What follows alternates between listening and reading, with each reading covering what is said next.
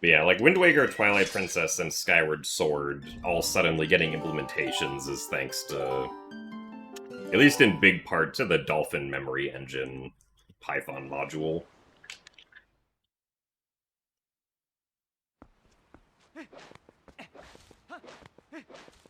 Greatly simplifies hooking into Dolphin and like modifying memory in real time.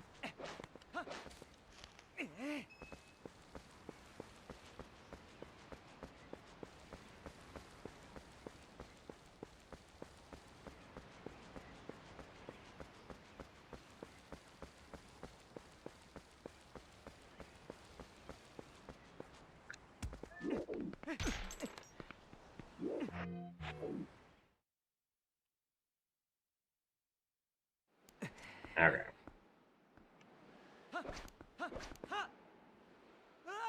You really hope an HD Twilight Princess version comes to Switch 2. Well...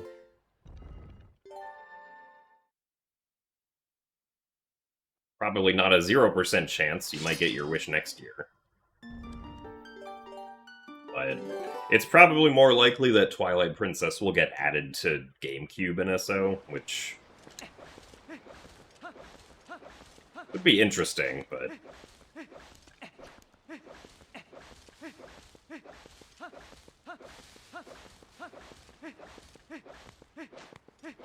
Definitely prefer a remake over being added to GameCube NSO.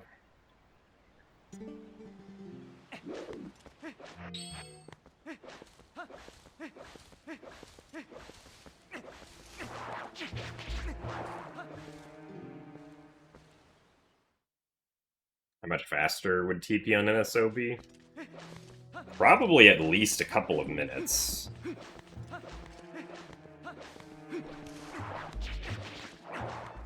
Just because of loading times. But I imagine the community would probably have something of a leaderboard split if that happened. Because at least playing Wind Waker on GameCube NSO kind of sucks, just because there's so much what feels like input delay, even though it's actually visual rendering delay.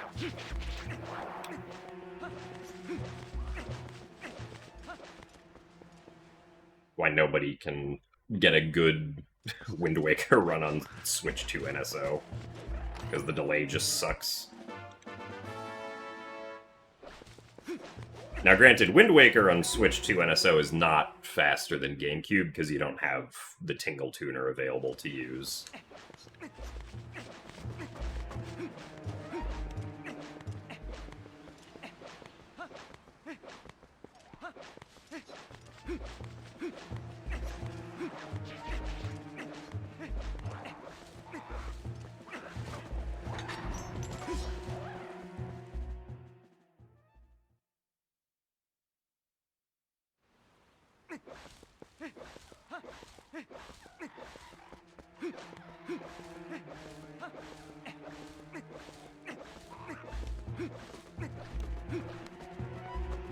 Waker on NSO makes you physically ill. I mean, I think it looks fine, but yeah, like the input delay is pretty bad. Also, the stick sensitivity with, like, the NSO GameCube controller doesn't map well, for whatever reason.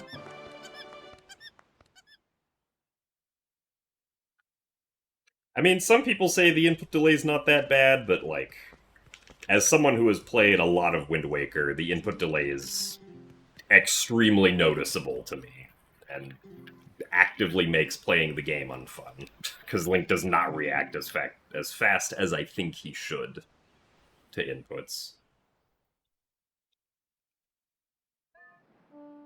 I don't think the input delay is similar for, like, I know specifically for F-Zero, the input delay is not, or it doesn't seem to be an issue, but I think that's also because F-Zero runs at 60 FPS. Whereas Wind Waker runs at 30.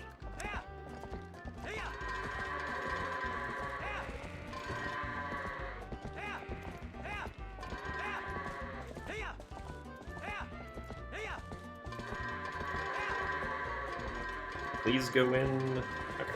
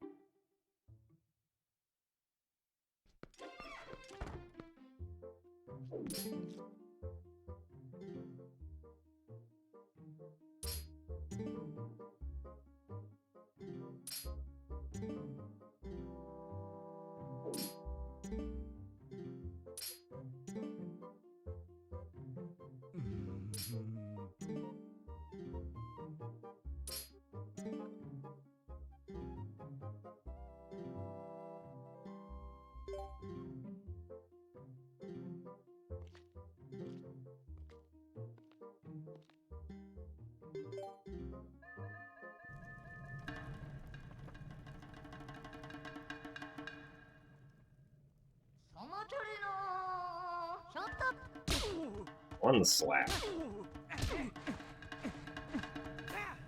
Only one slap of time loss.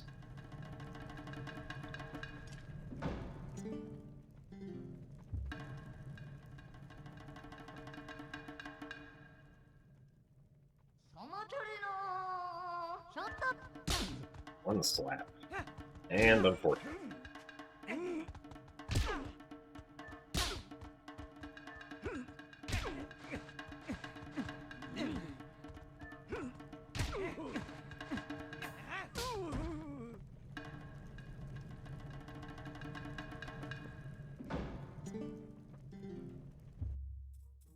So the reason we can get the iron boots early is because at the start of the run we do a trick called Back in Time that essentially allows us to save the title screen file as our game file, and that file happens to have the flag set that opens up the doors to Bo's house. Because the only thing that prevents you from getting the iron boots early is Bo's doors being locked.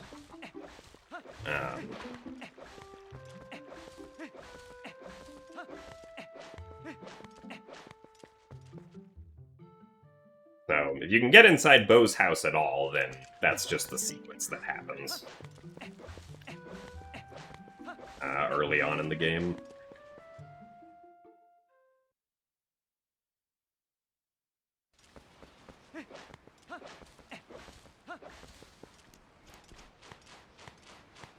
Of course, due to how loading zones work in Twilight Princess, even if you could, like, clip into Bo's house and get behind the door, you wouldn't actually load into Bo's house, because loading zones behind doors in this game specifically require that you open the door for the loading zone to activate.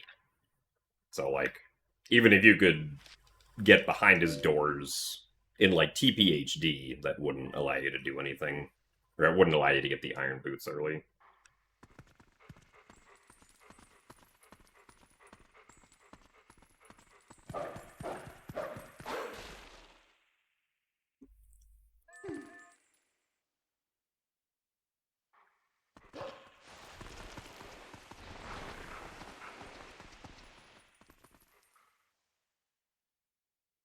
Loading zones attached to a plane of the train in this game? Not exactly. At least I don't think so. Because if you look at, like, if you look at loading zone triggers in this game, like with the practice ROM,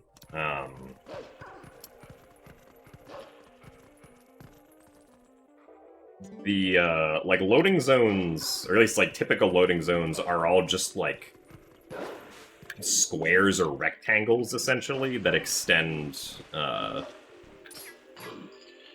like, really far up and down. So, I think what actually happens, or at least my guess as to what happens, is that if you're touching ground and you are also within that square, then, like, the loading zone activates. Essentially. Because you do have to be grounded for most loading sequences in this game.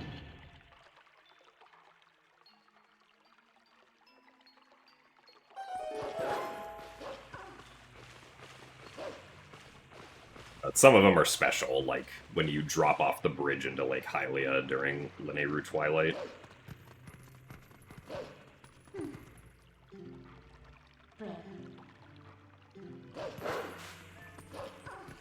Thanks for the good luck, Samuel Salmon. Hope the something you have to go do goes well.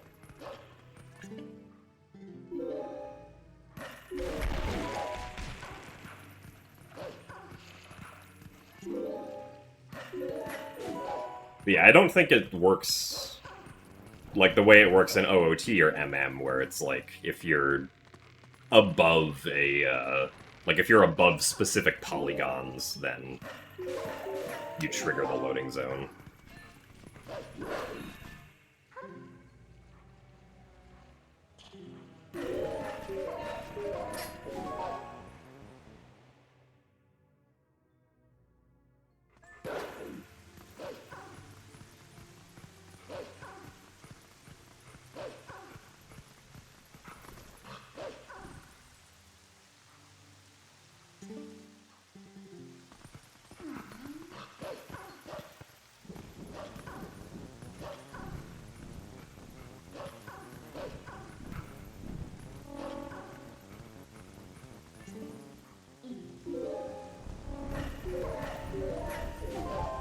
Yeah, hopefully Sword and Shield skip goes well this time.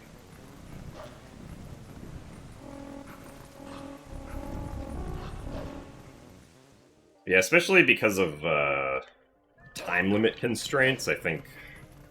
Like, realistically, I think this is the last attempt that I get, so we'll probably try to make it a no-reset run, regardless of what happens.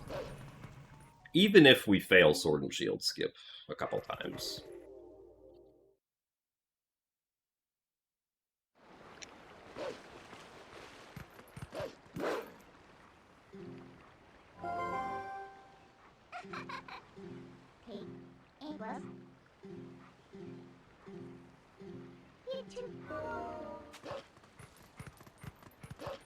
Oh, I see, Pip.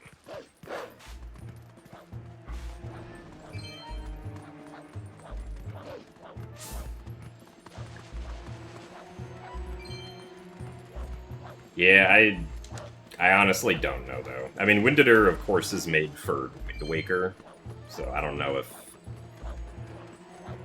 it translates well enough to TP for that kind of stuff.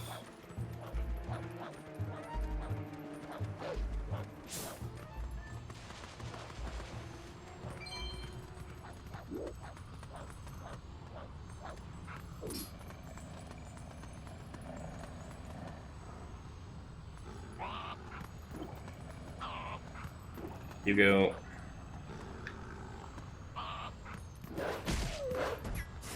Okay. Well, not the best, but we'll take it.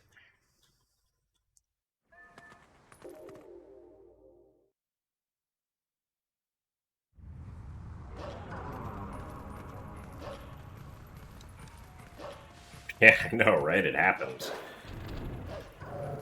Wowie zowie.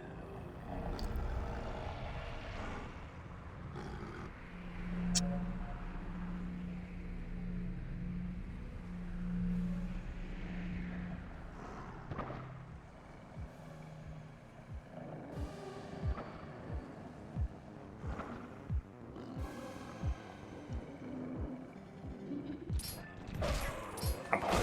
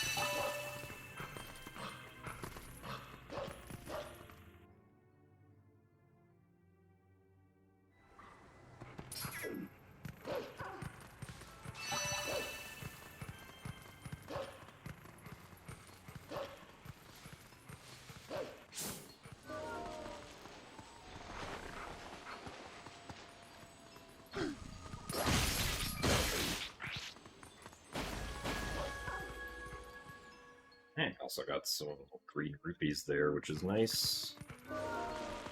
I guess a green rupee.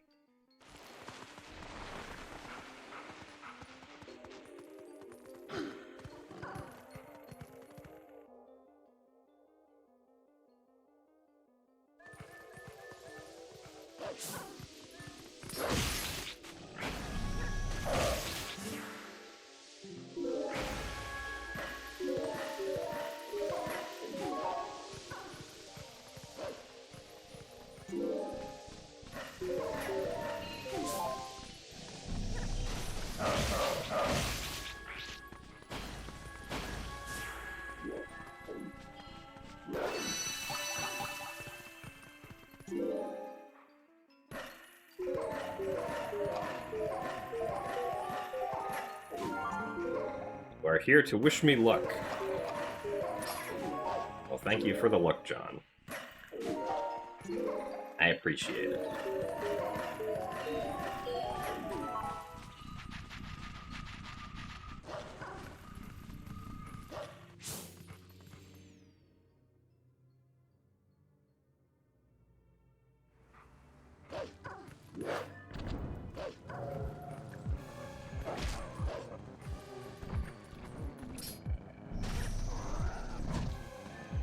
Bad Shadow Beast.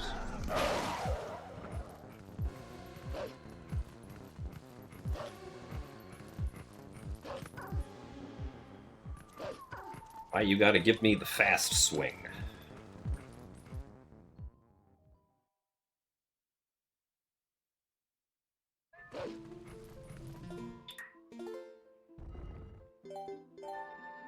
Oh yeah, if there was a way to duplicate the tiers, that would be allowed. There's nothing in this category that says you have to get the Twilight tiers from Source.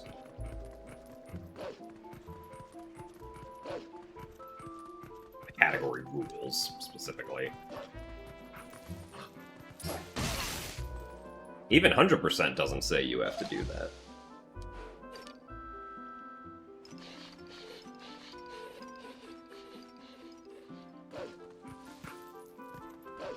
This is like the 5th attempt today. I had a bunch of attempts that all died at Sword and Shield skip. This is the first run past Sword and Shield skip. I guess also 4th attempt, or like 4th or 5th attempt that got passed back in time at the start, because we usually tend to reset to that a couple times.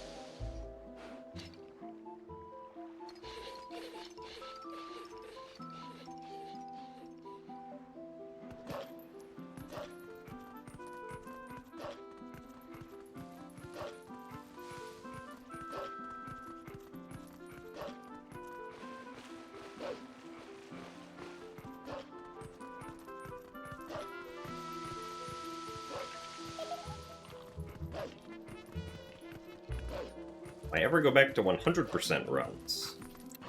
I mean, if there are significant new time saves found for 100%, probably.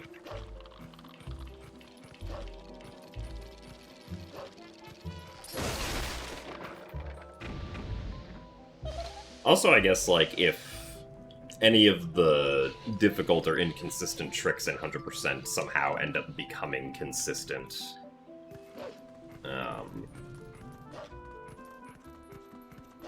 that could also be a reason to go back. Like, you know, if any of Isa 1 skip, or early Snow Peak, or Grove 2 skip is, made more consistent, that would be great.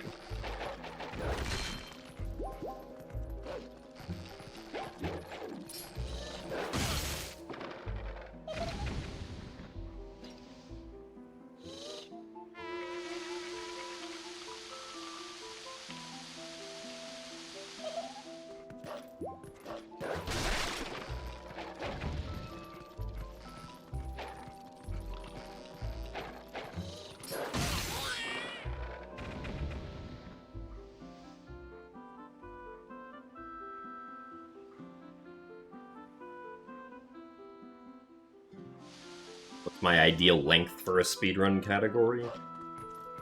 I don't know if there's like a specific length that I think is ideal.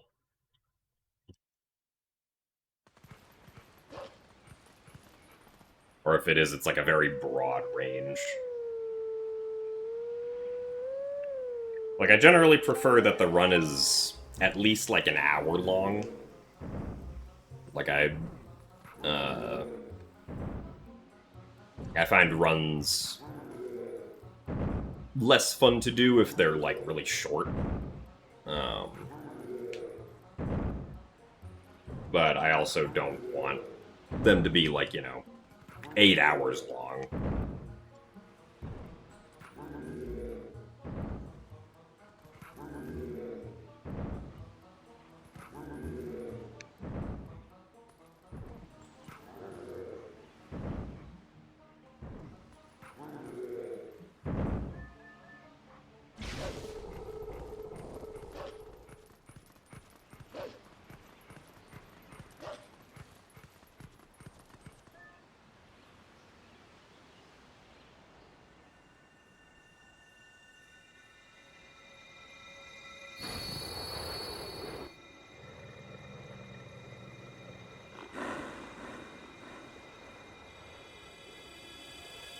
Look at that, we're ahead.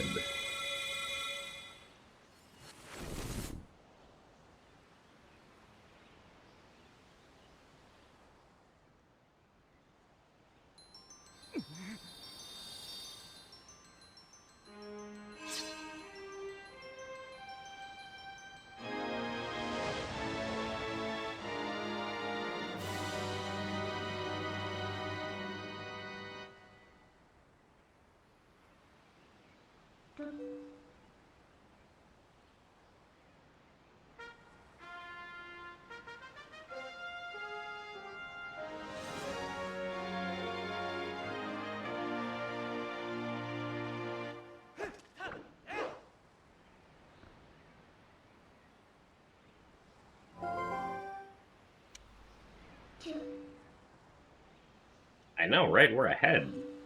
Whoa.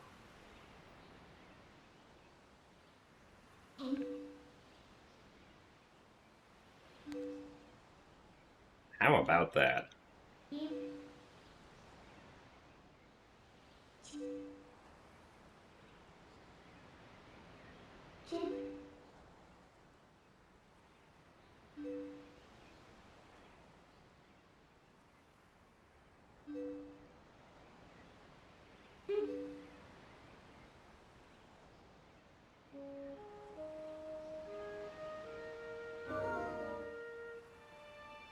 I ever had a run lost because I was cursed with the sudden need for grilled cheese. I can't say that one's happened before, but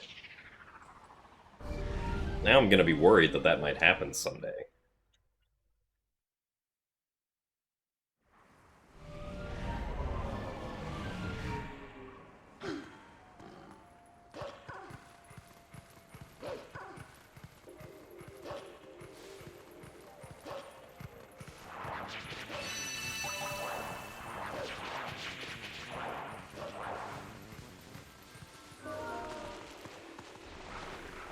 Also, yes, I did post the Skyward Sword All Sanity race from 2 days ago to YouTube.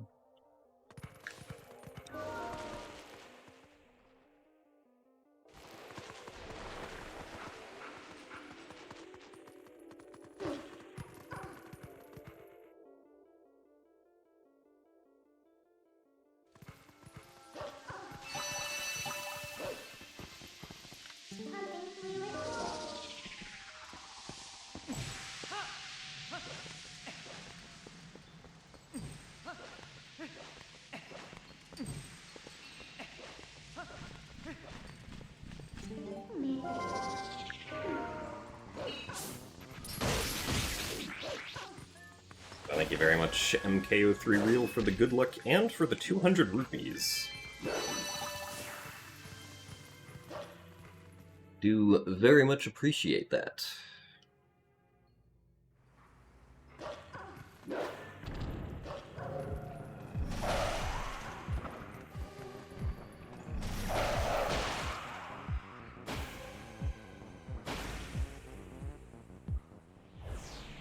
Have I ever decided to end a run knowing full well it is all futile in an attempt to defeat you in our ongoing rivalry that we are destined to do forever? I can't say that I've ever decided to end a run over this, John.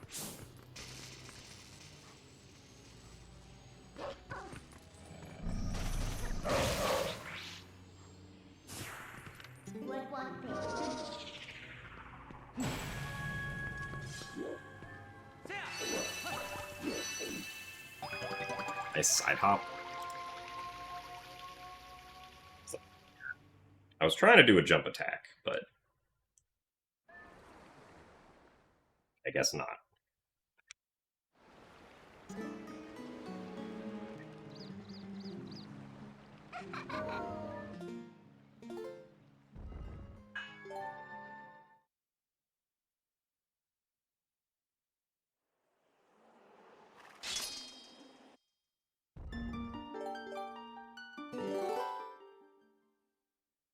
So thanks for the good luck, pal Siege.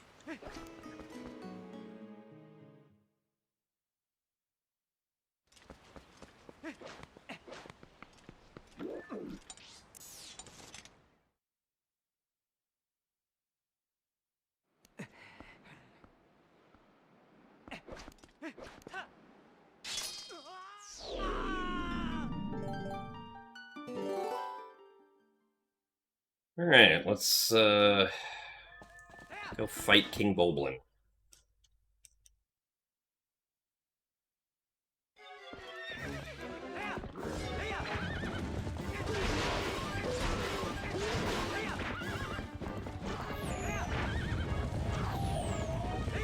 Bulblin didn't go the direction that I wanted him to go.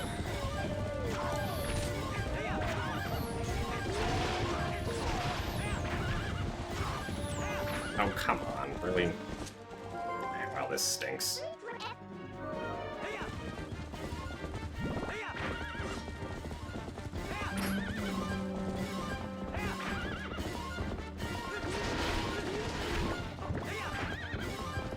Please. Okay. Man.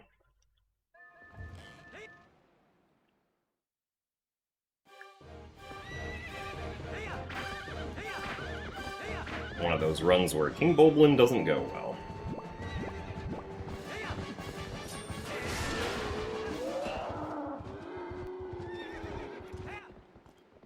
So thanks for the good luck, Asher. What's my favorite Star Wars character?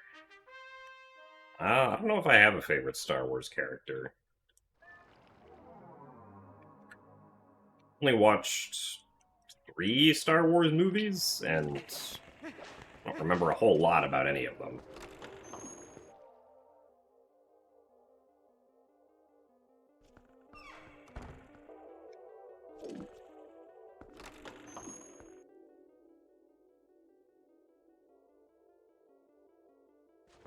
Saw them all very far apart from each other.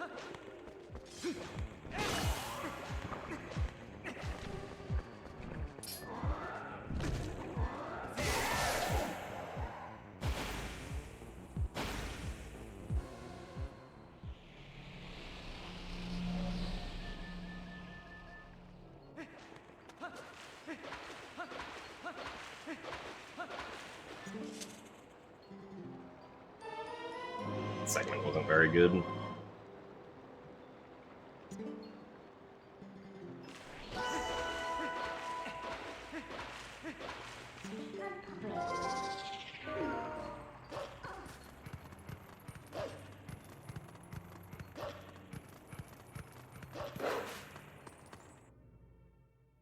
Twilight Princess, my favorite Zelda game?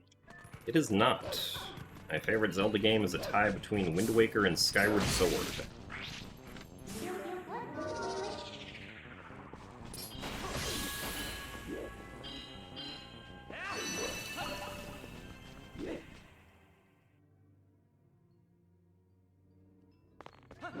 I have a personal preference on which controller I play with. Probably not a very, like, strong preference of sorts. Also, how did you escape?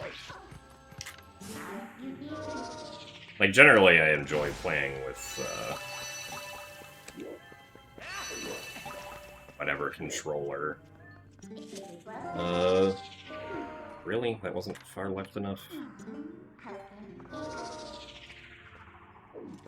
Not a great start to this segment, unfortunately.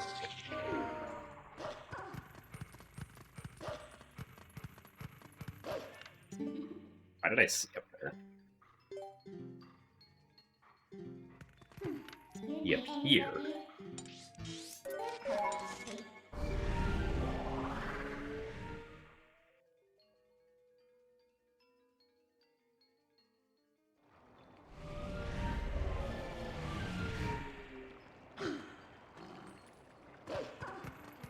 But, like, GameCube controller, you know, Wii U gamepad, Switch Pro controller are all very good controllers, in my opinion.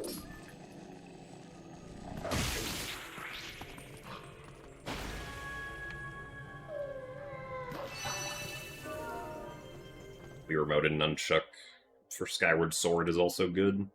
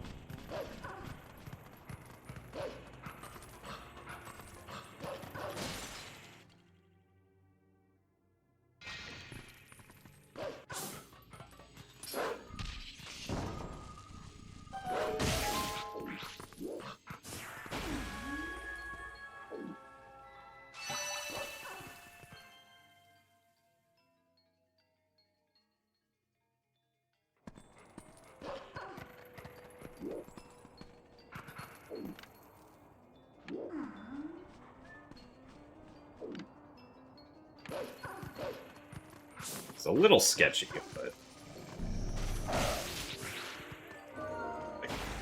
Doubt fine.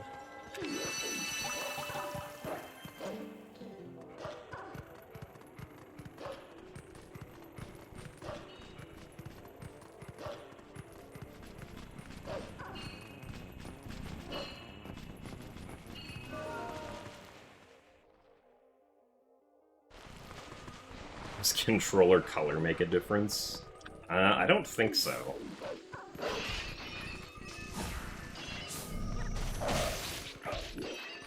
Ow, really? Okay, well.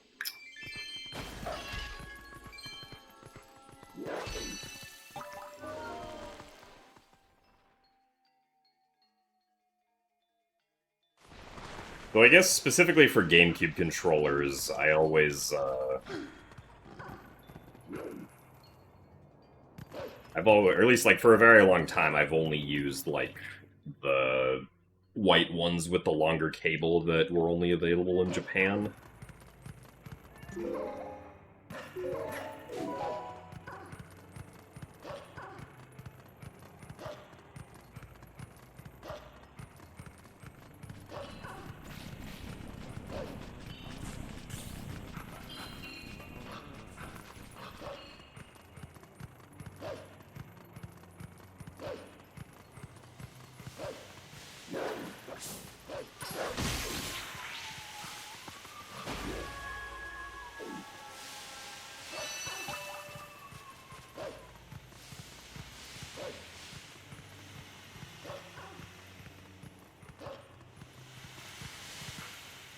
Nice.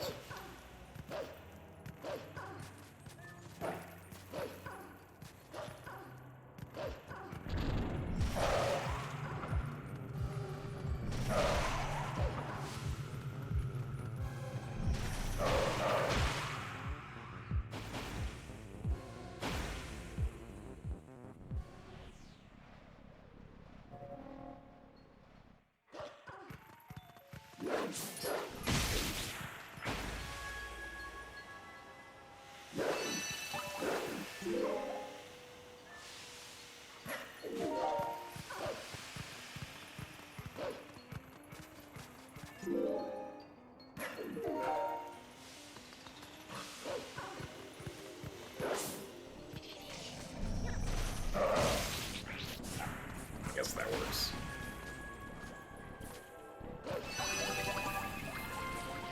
Kind of weird how Dolphin didn't go all the way over to the other enemy that was targeted.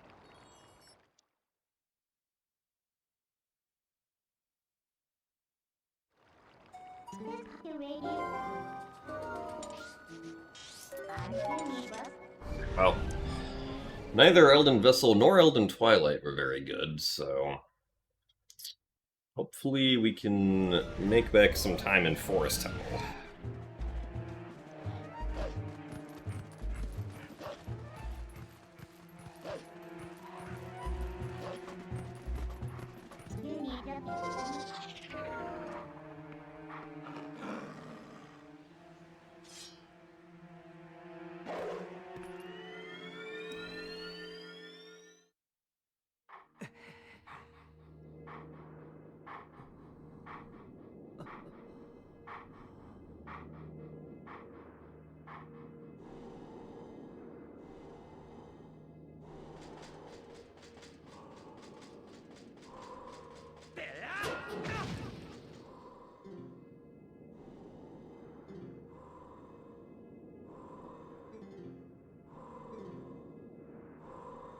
Tupapook gonna save the run.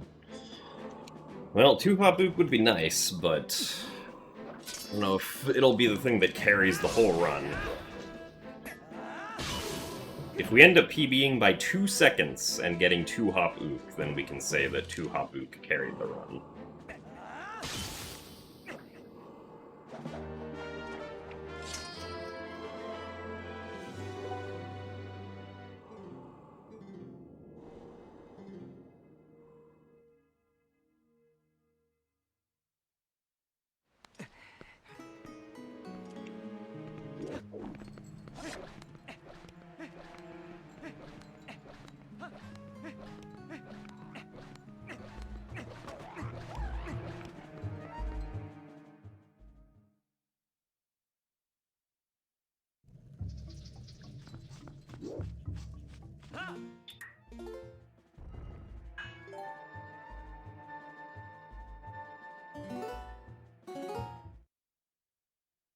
You think we should let Ook hop around and have fun, because the chat loves Ook. Well, unfortunately, that would lose me time in my speedrun if we just let Ook hop around, so I don't feel particularly inclined to do that.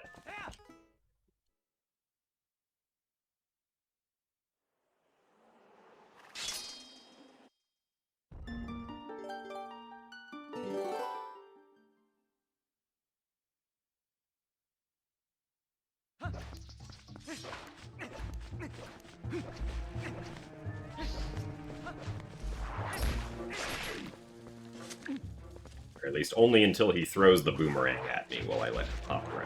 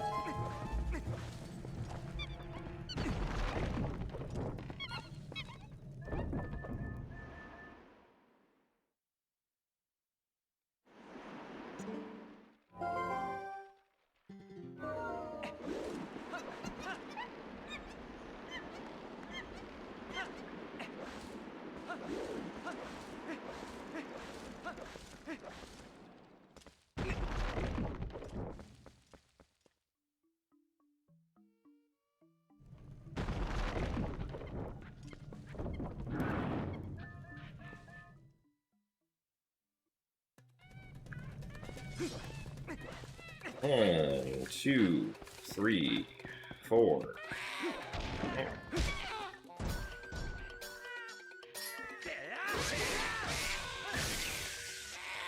Four hop.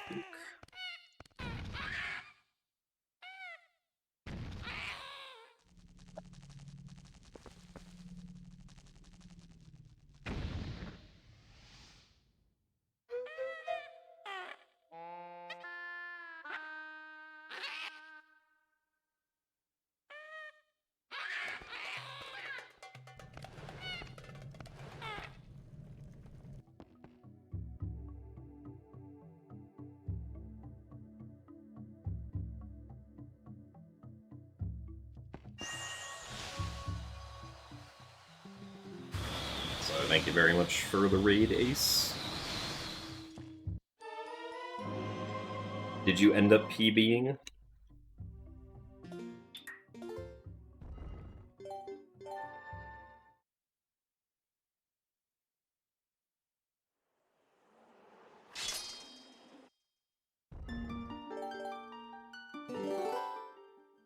No? No.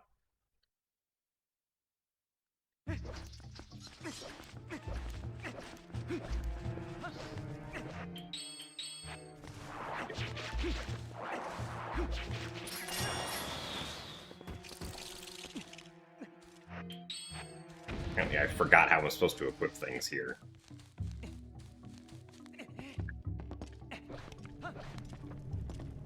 Yeah, the two big mistakes would have been 332.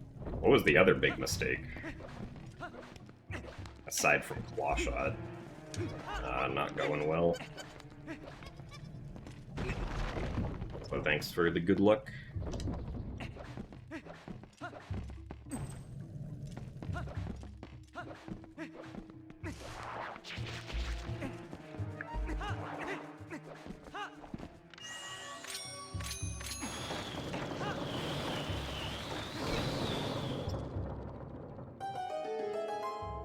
Ah, 4 minutes to Pogate skipped. Yeah. Sounds about right.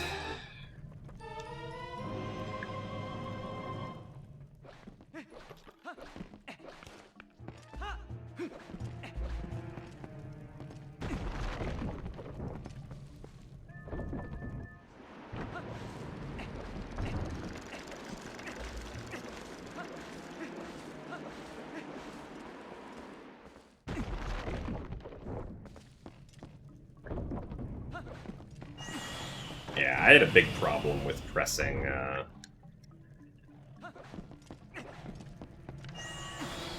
like A and D-pad up/down on the same frame during a run last week, where it took me like 26 minutes to get Pogate skipped because of that.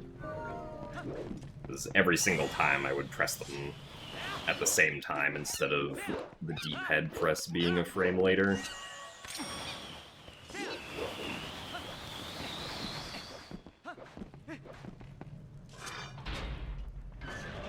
But yeah, I have found that my consistency with it is better if I specifically try to press D-pad down instead of D-pad up. I think because, like, due to how my thumb is oriented,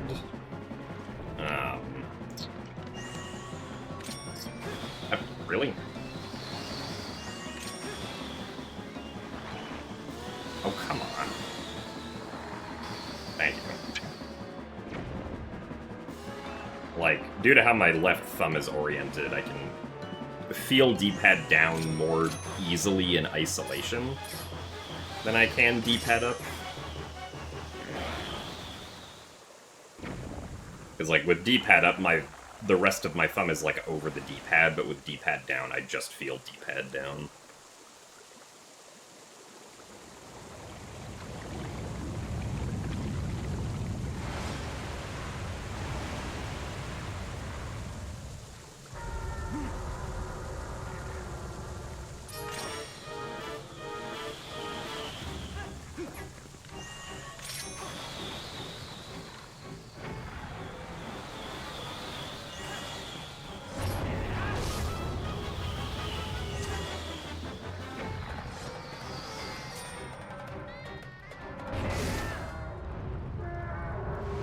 Unfortunately, we're not saving time here because we decided to miss targeting the first Baba at the start of the fight.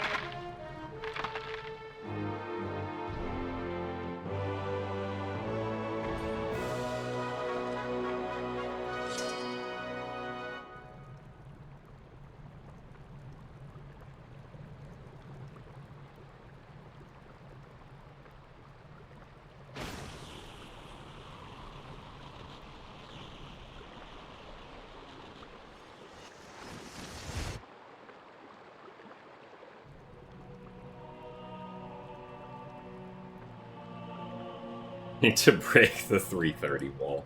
We really do.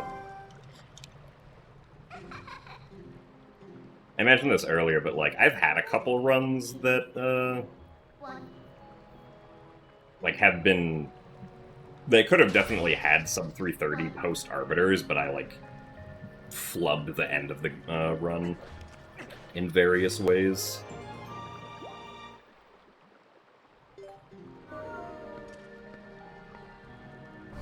Like, I've definitely had attempts that could have had sub 330 and then just, like, choked Palace or something.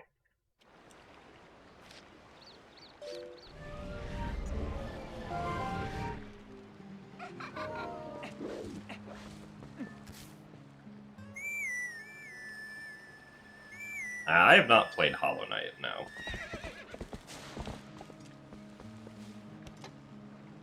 One of the games that I have heard is very good, but I have not played myself.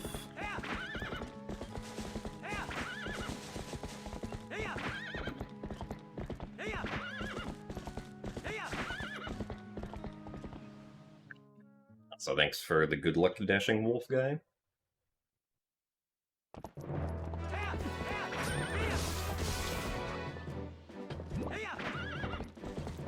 Dang, no drops from either of those Bokos.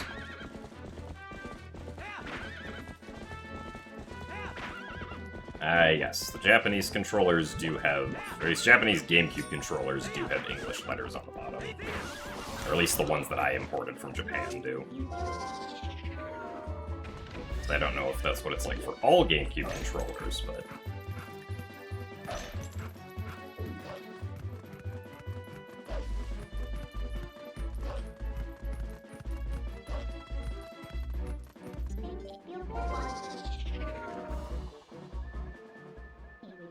Going to you, Mike?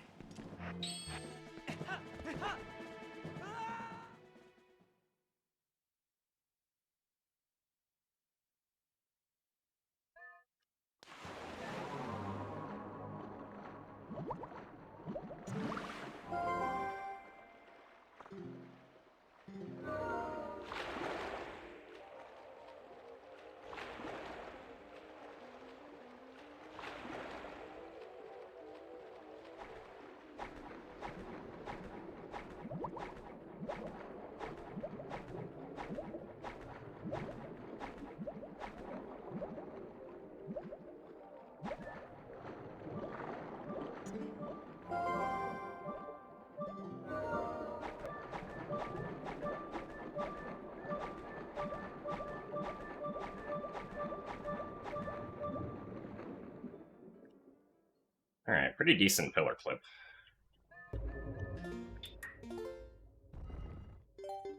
Alright, we are going to remember to load file 1 here. We are going to remember to load file 1 here. I'm going to hold up on the control stick. We're going to load file 1. Wow, I did it.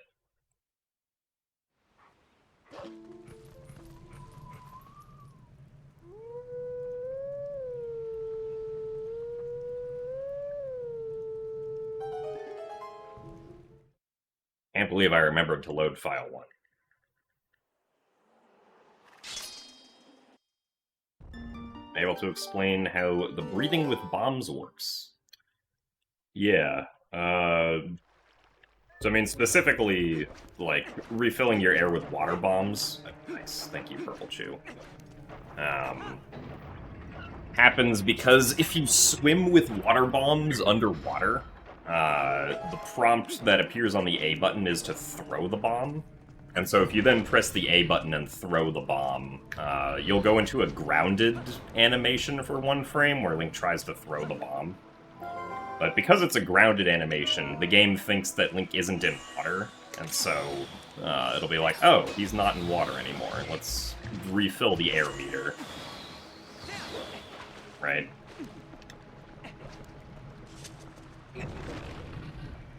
So all it takes is 1 frame, and the air meter just gets refilled, because the game thinks that Link's out of water for a frame.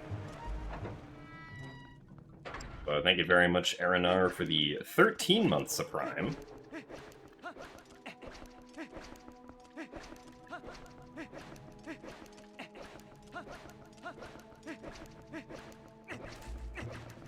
Do appreciate the continued support, and thank you for the good luck. Tried that glitch a few times, but sometimes it would just yeet you to the surface. Yeah, so that happens if you do it quick enough, or like essentially too quickly. You'll instead get a glitch called Rocket Link, which puts you up to the surface of whatever body of water you're in.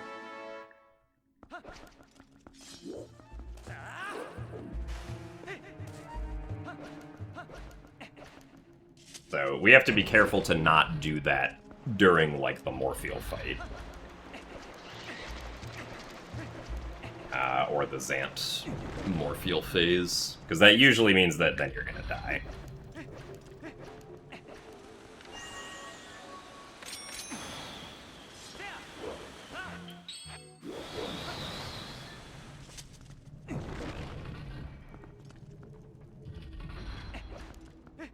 Yeah, so as long as you swim with the water bomb for, like, at least a second, you shouldn't get Rocket Link at all.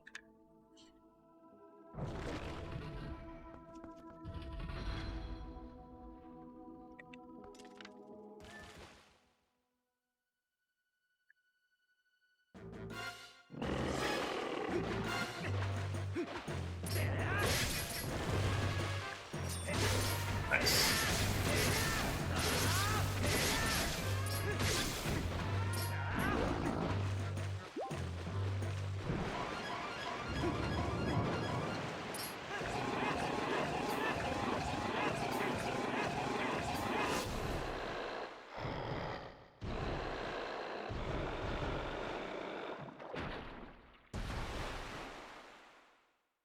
So we should be roughly even with PB now. Still a little bit behind by the looks of things. But only 1 second behind.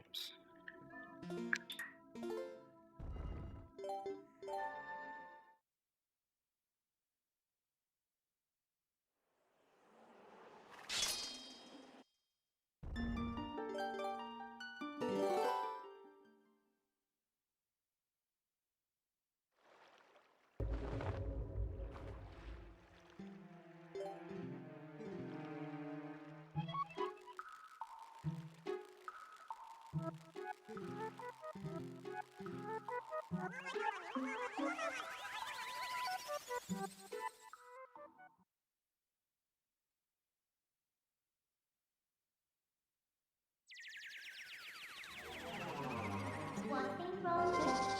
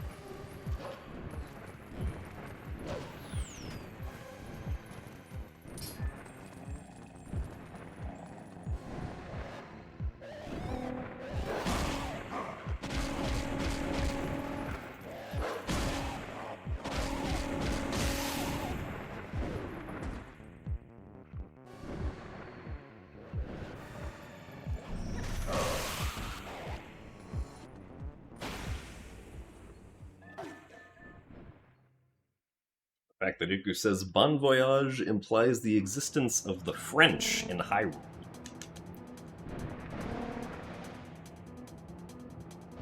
True. This is a groundbreaking revelation for the lore of Hyrule.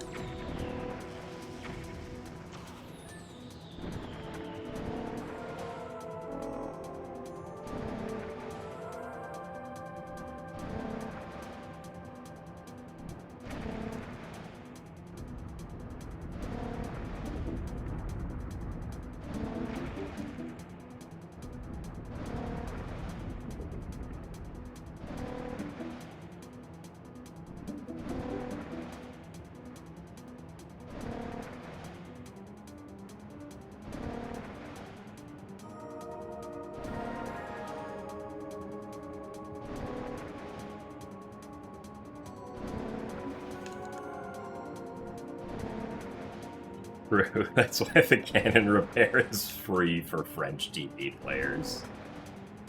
Also, what the heck, I did not want to turn that far.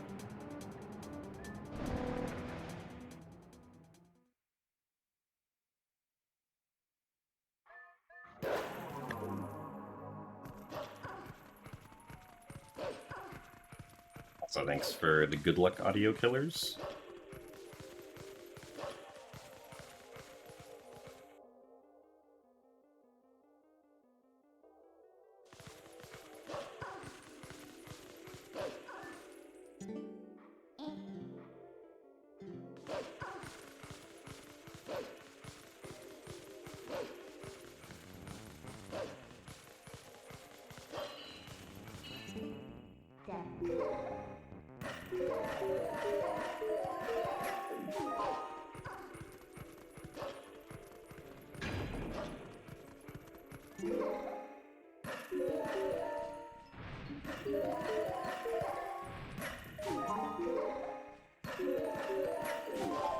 So thanks for the good luck, Middleton.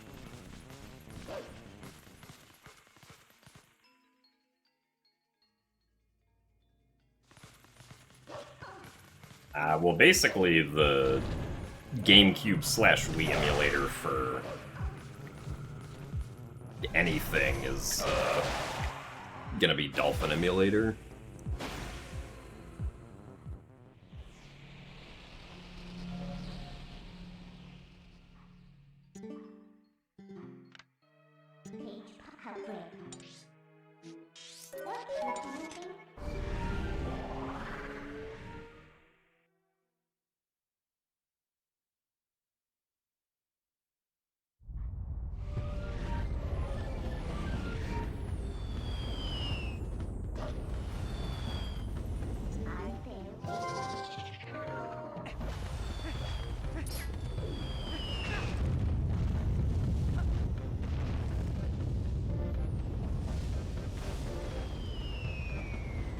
I mean, Dolphin itself doesn't come with any ROMs or ROM hacks, no.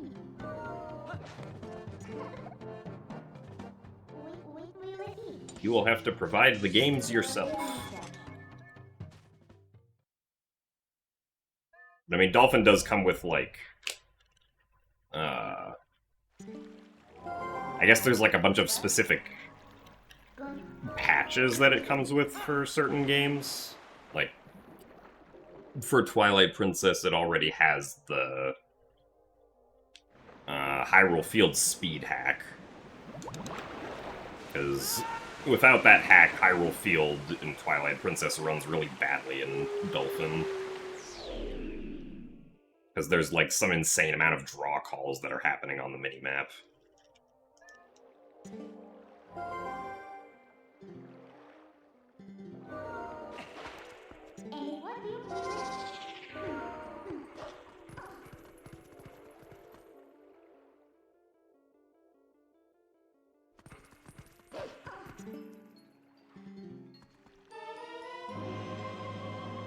Oh my god, we're ahead again.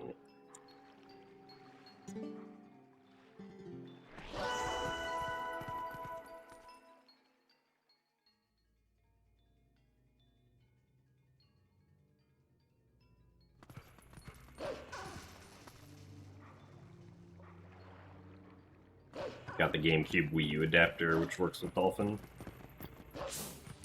Yeah, pretty sure most GameCube adapters that you can plug into your computer should work with for Dolphin. Personally, I've switched over to using the GameCube NSO controller in Dolphin just because it's significantly more convenient to set up. I don't need to have an adapter. Just plug it in with USB-C.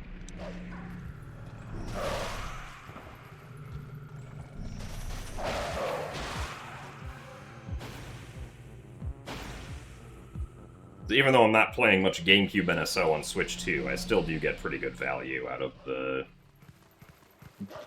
NSO GameCube controller.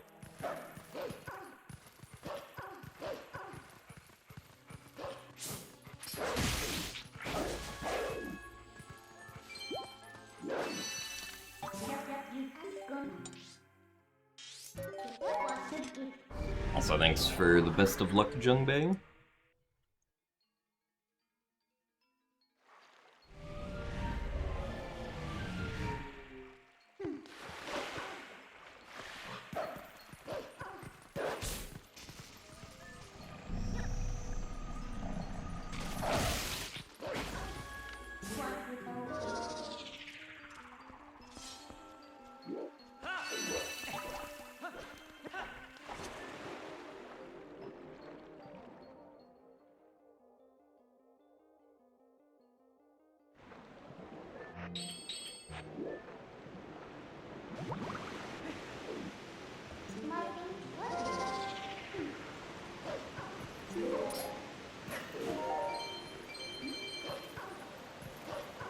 $7 rupees. Not a particularly high amount.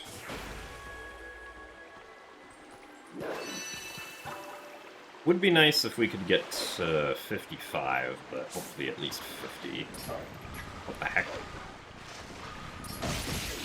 Okay, that was interesting.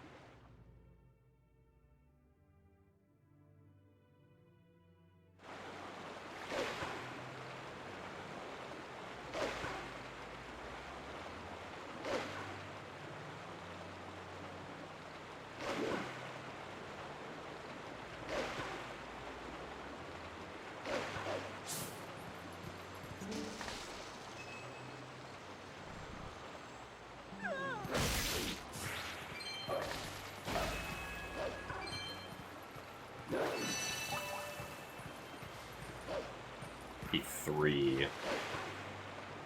Guess if we're lucky, we might get 2 green rupees in the Snow Peak Chapel.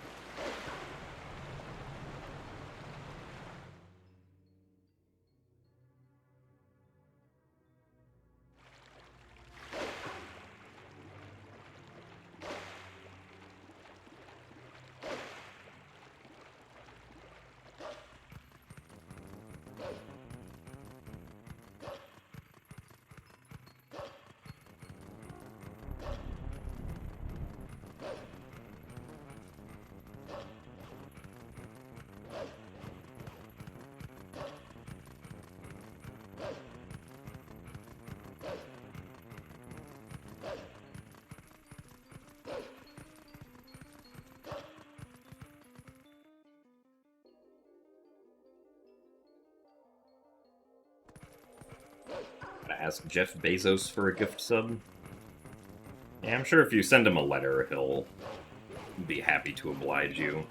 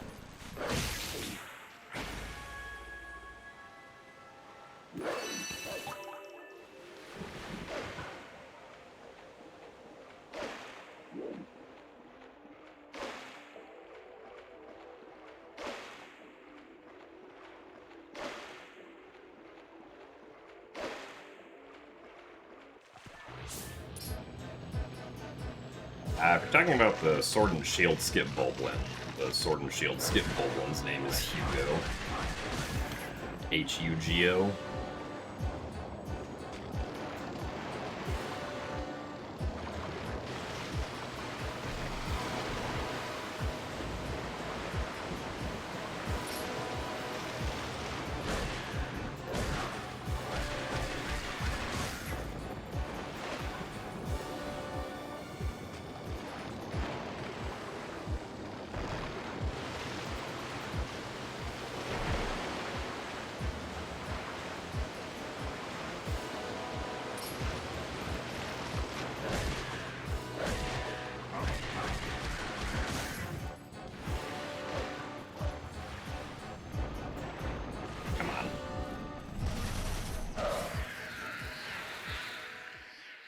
Alright, well, pretty good segment. Should be saving, basically all of the time that I can possibly save here.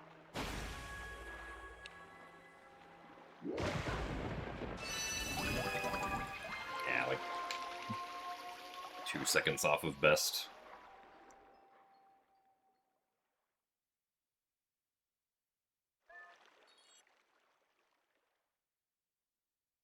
Alright, now we can finally go do some dungeons.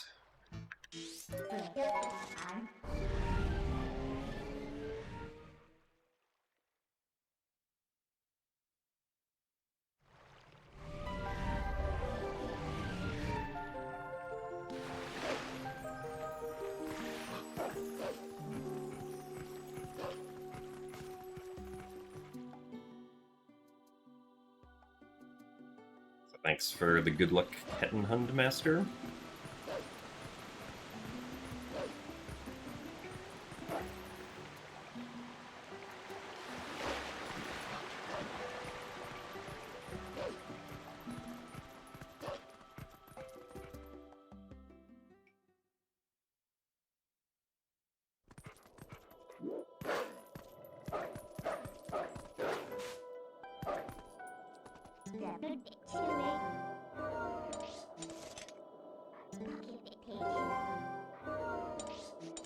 Really? That B was too late? B was too late again? How is this happening? Oh, well. It's like 5th try, not very good.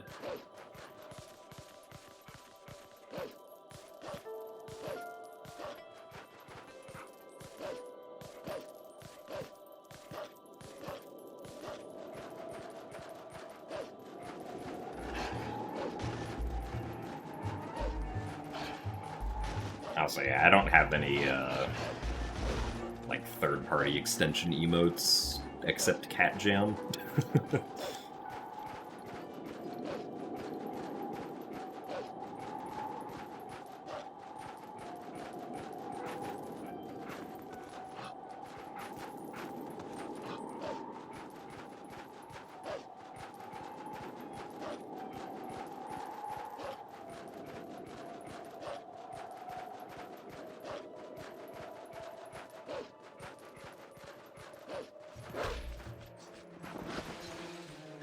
So thank you very much, Guintarin, for the 20 months of Prime. Do appreciate the continued support.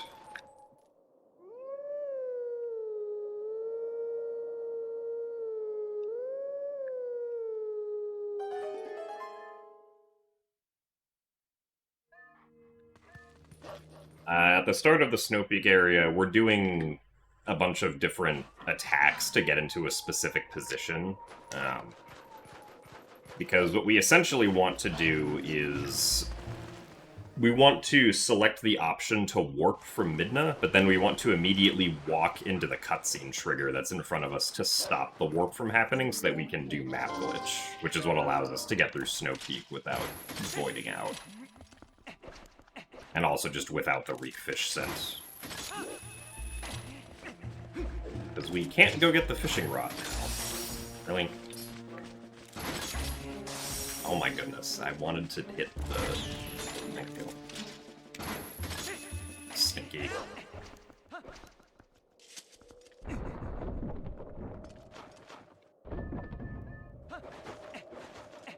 Very mean keys. But basically, yeah, we did the specific attacks to get into a specific position right in front of the cutscene trigger so that I could select Warp with Midna, and then after selecting Warp with Midna, we need to press A and B, like the A button and the B button, on 2 consecutive frames, frame perfectly, to delay the warp from actually coming up so that we're in the cutscene trigger when it comes up. And also, we hold forward to get into the cutscene trigger.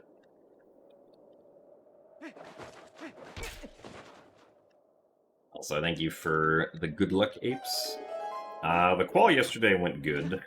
It was only me and one other person, but I did end up winning.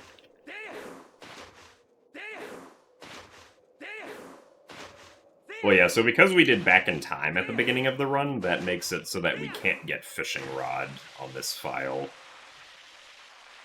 At least I don't think we can, because we already advanced Orden past the state where you can get the Fishing Rod. It's also why we can't get, like, the Orden Sword and Orden Shield. And why Sword and Shield skip is required for any category that does back in time at the start of the run.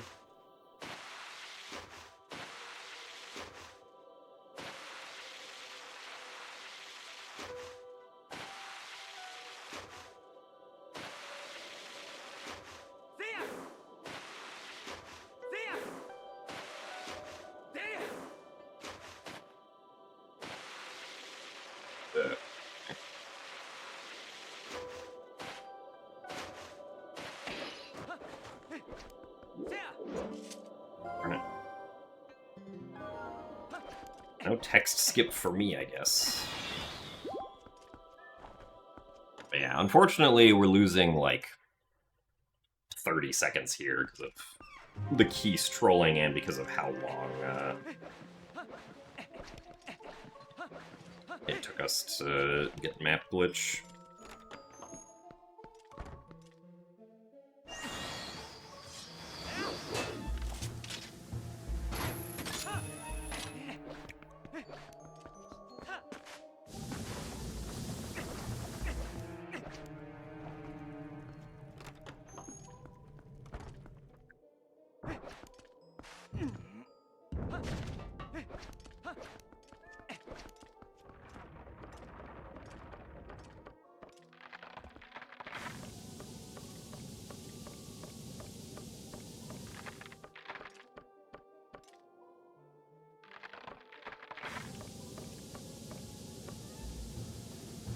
Thanks for the good luck as well, Toothless.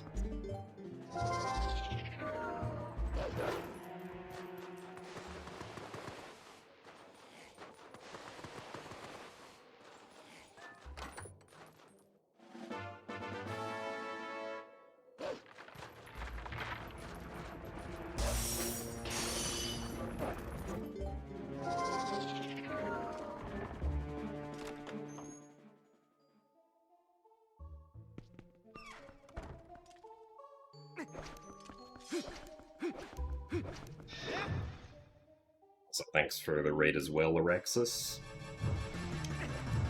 Welcome to an attempt where we're actually ahead.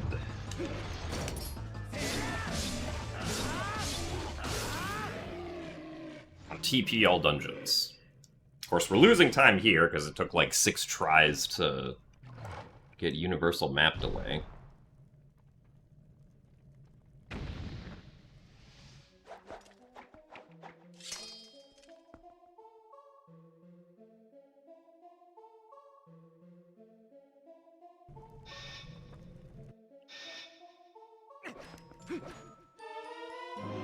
I guess I only lost like 20 seconds.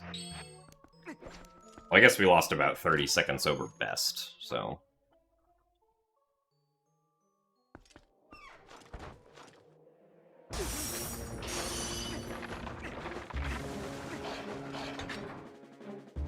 It does help that we got the freezer skip first try. See if we can get it first try again.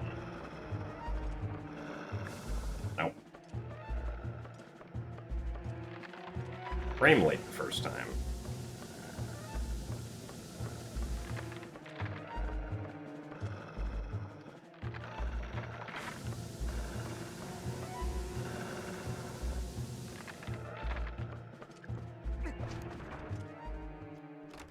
And now we'll see if we can get any extra rupees in here. We can get at least 2 more rupees. That'll be convenient, because then we won't have to get the blue rupee in Arbiter's grounds.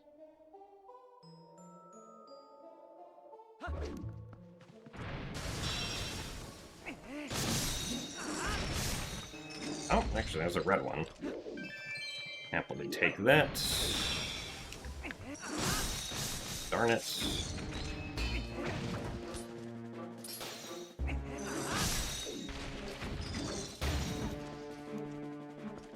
Take this one.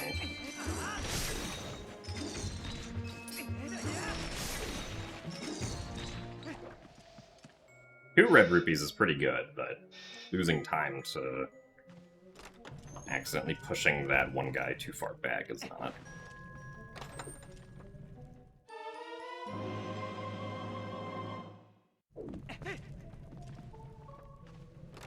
How likely would it ever be for me to speedrun a non-Nintendo game? Like SpongeBob or Minecraft? I mean, definitely not likely in the near future at all. I'd somehow have to run out of Zelda runs that I want to do before we would move to any other series.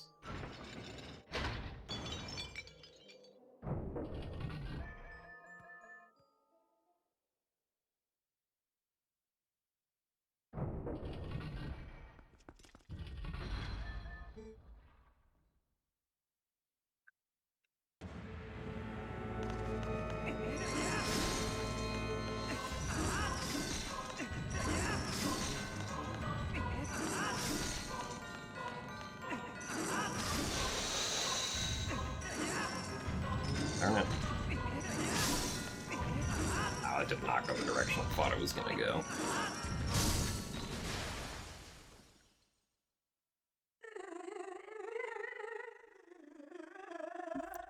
Well, that was kind of bleh.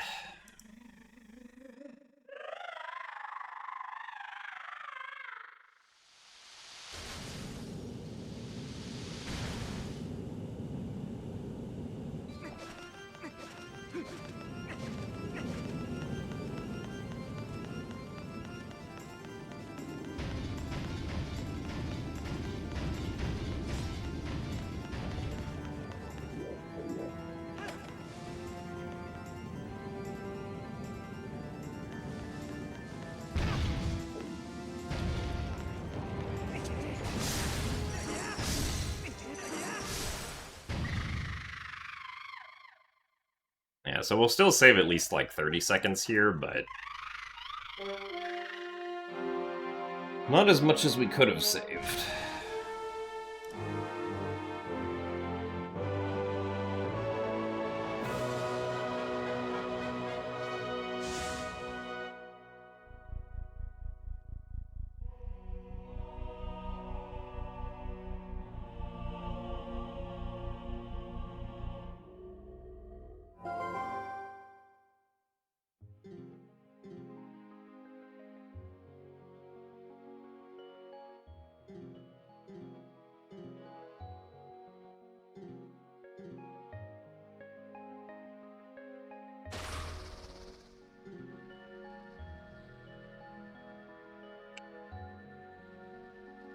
No gainer.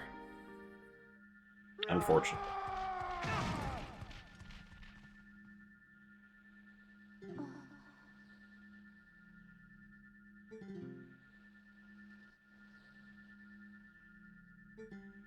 Look into eyes of Yeto.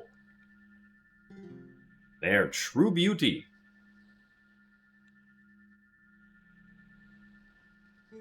Who need mirror?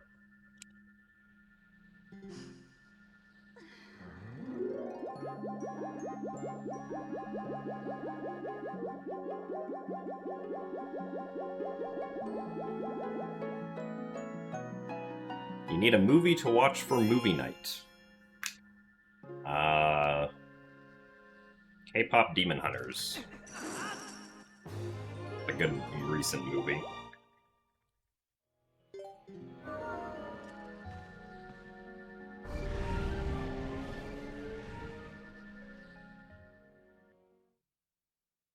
Already seen it? Okay, yeah.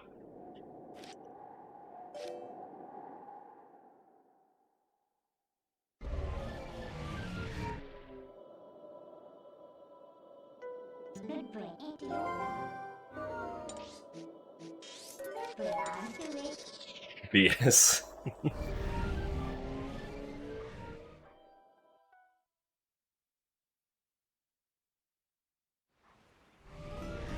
That is technically an option.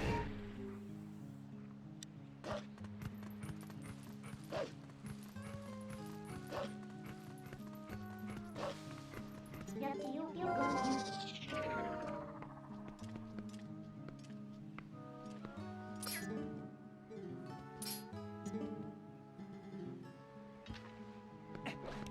What that was one.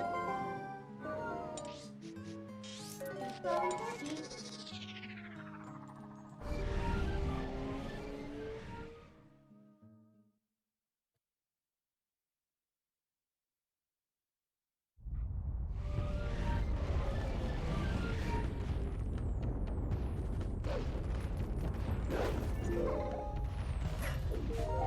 what did into you want?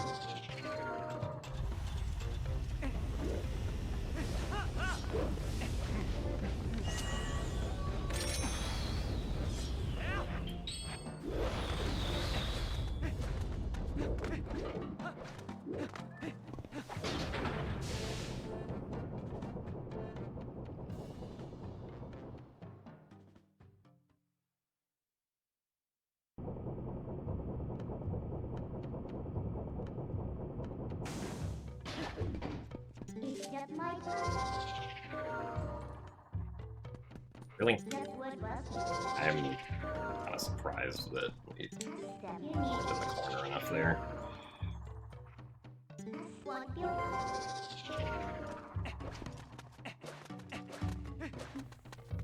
Okay, well.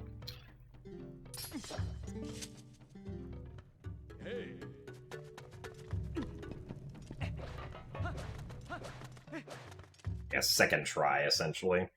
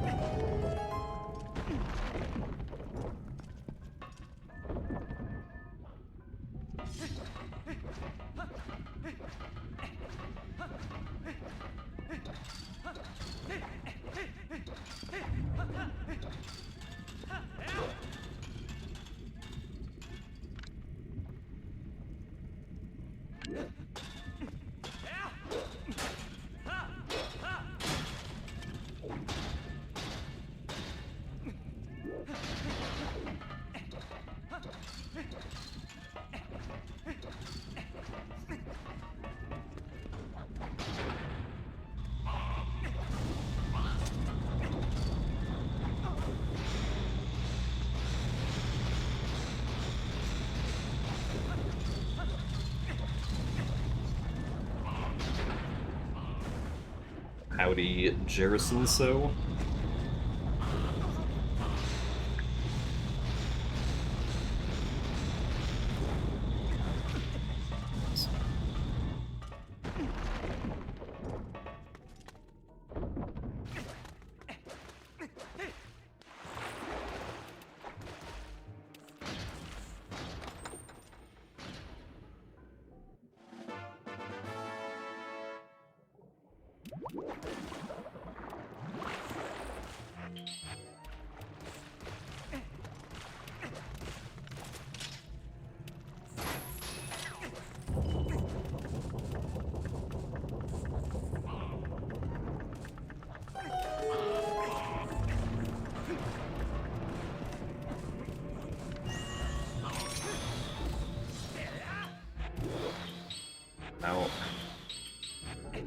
How does that happen? I thought I was holding down right on the control stick.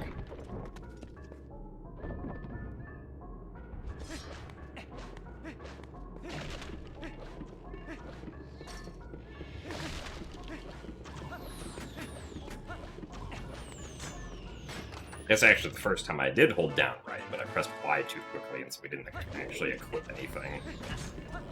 Nice. I've never actually been shot by that arrow before.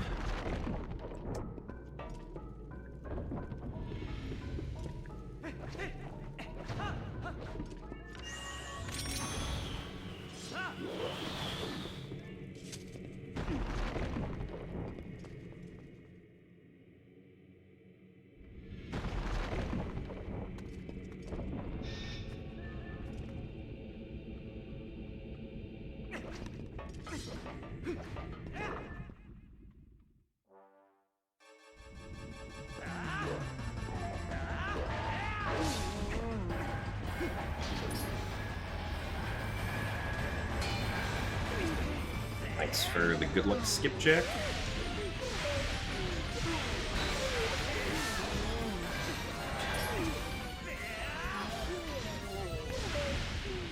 Yes, hopefully we do stay on pace.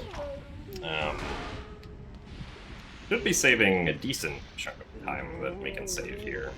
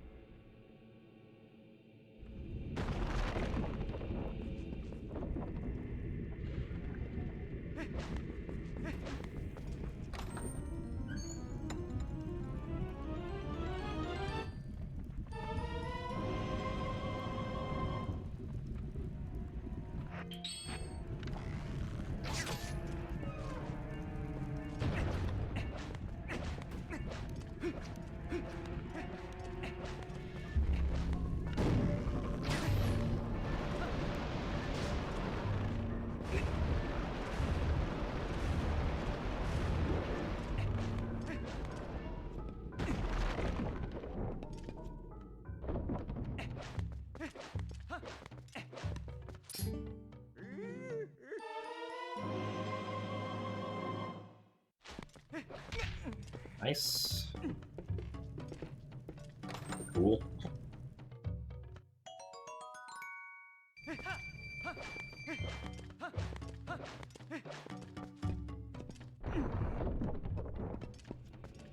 Thanks for the good luck, Disapprova.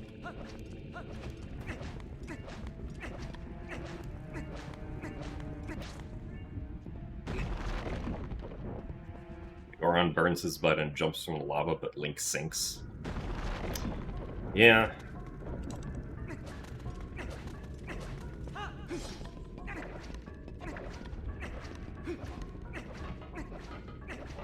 Problem is that Link is not made out of rocks like the Goron is.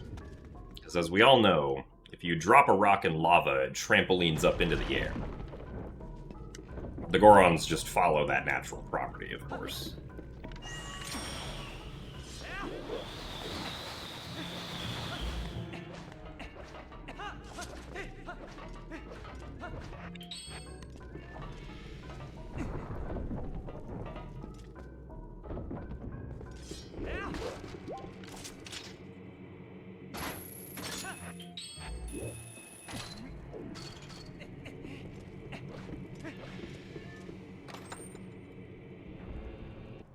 Hello, Ink 25.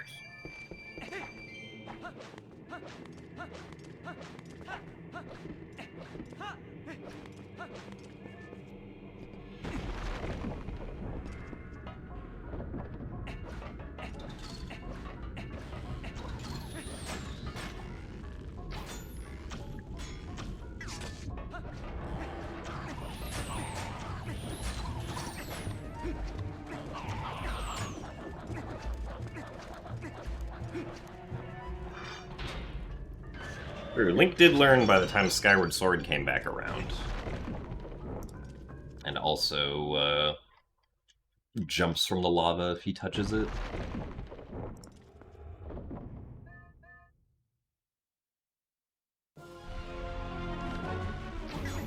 Oh, come on. Nice.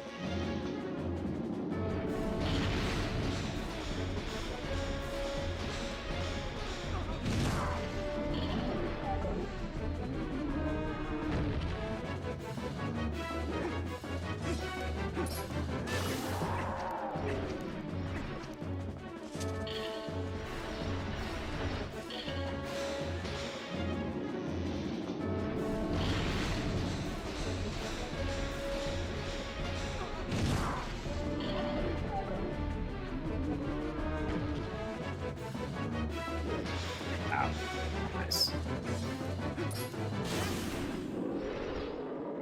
Alright, well, I don't think we're really saving any time here.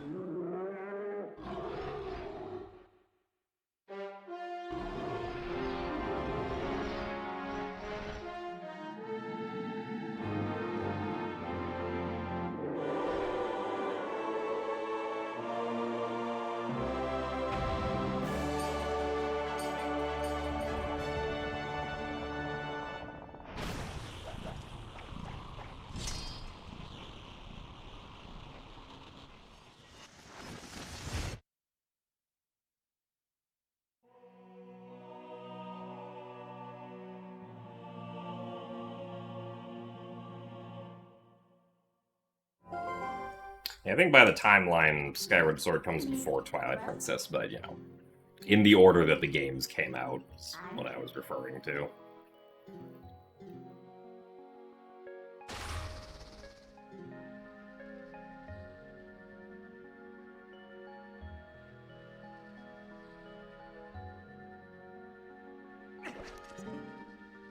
I guess surprisingly I did save a couple seconds here. I didn't think I was going to save time here.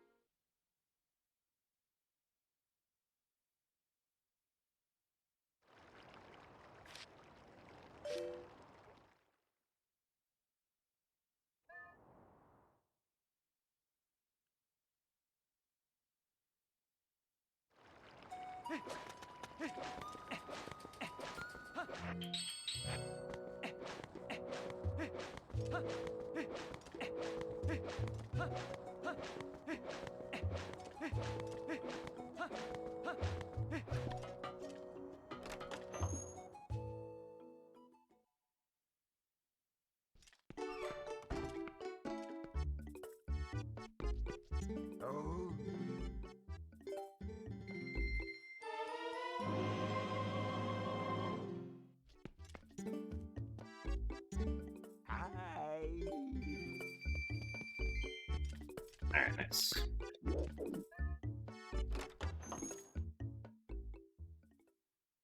Don't have to worry about getting any red rupees above fire this run.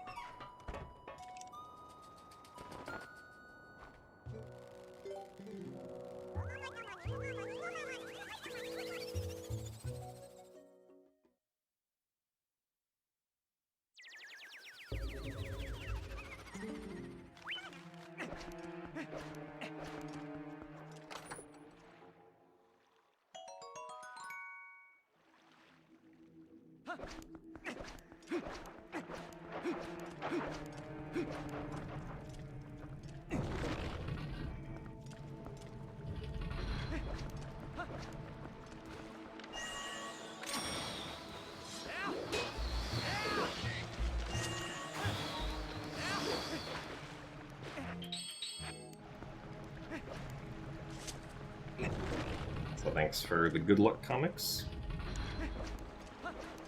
Certainly need it for more fuel coming up.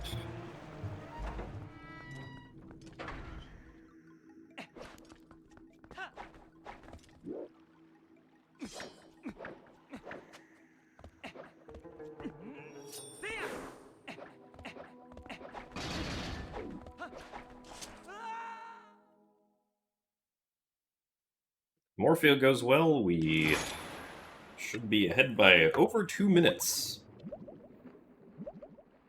Of course, that doesn't really mean much, since still haven't gone through Arbiter's grounds yet, but it'll be nice.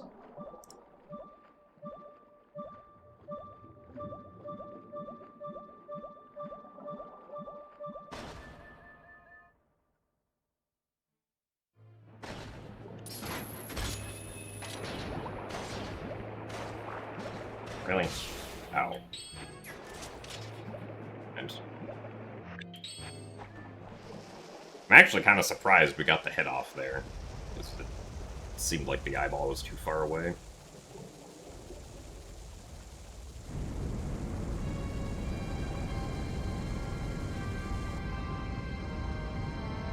Love this part of the game because the underwater sound reminds you of the Splatoon loading screen sounds. Yeah, it is kind of similar sounding, huh?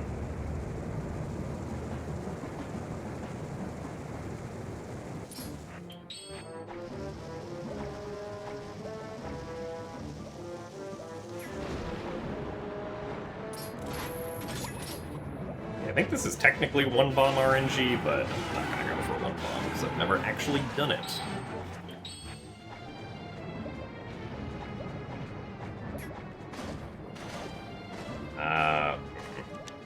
We're like awkwardly far away here.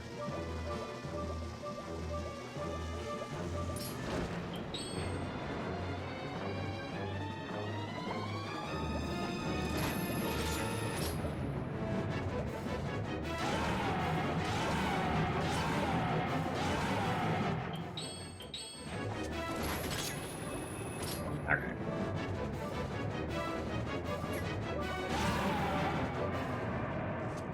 Hooray! Morpha went well.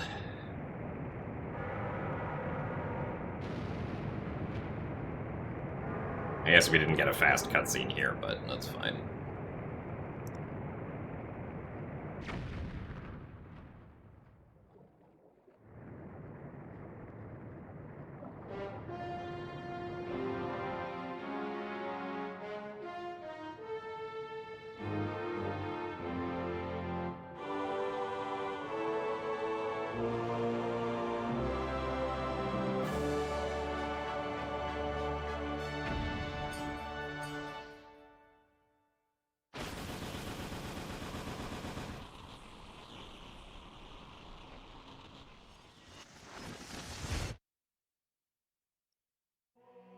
This is my best pace ever.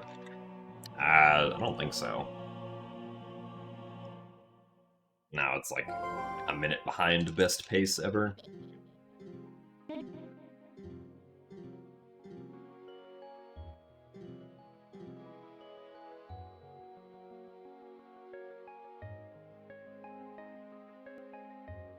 My PB has a very bad, like, second hour. Is why I can save so much time over it in the second hour.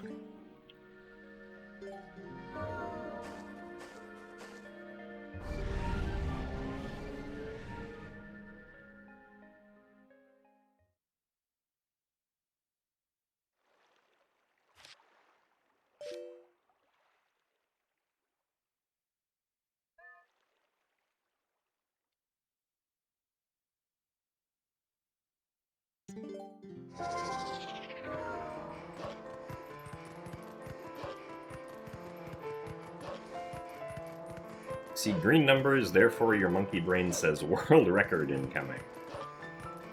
Oh yeah, I don't think we're getting the world record for this category. I do not currently have the consistency to do that.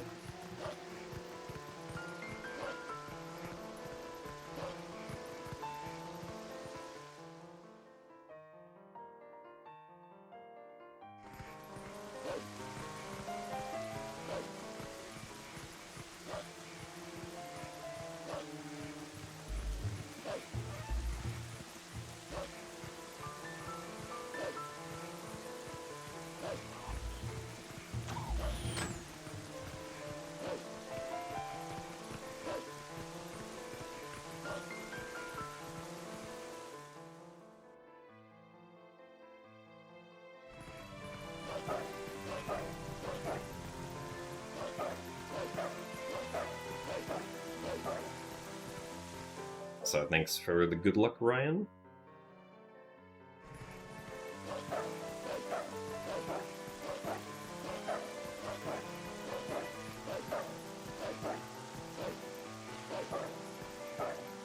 Yeah, pace isn't too bad for me.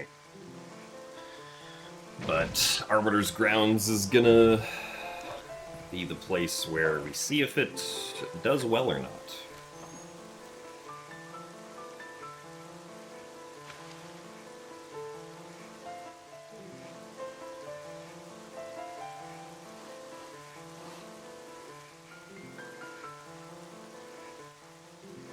You have the universe record on this game, which can never be beat. Oh, wow.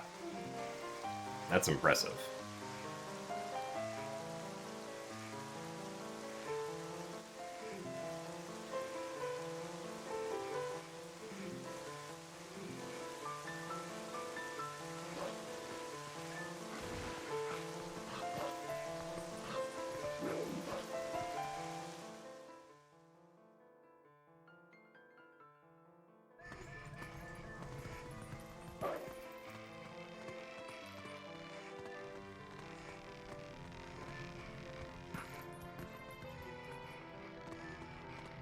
I did practice Pogate's skip and Stallard's skip before stream today.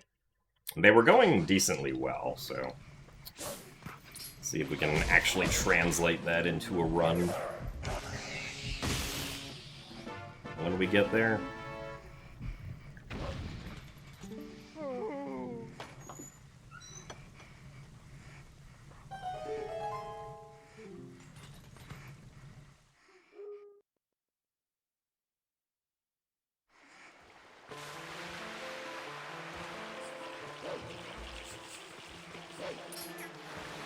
Nice. I did want a jump attack.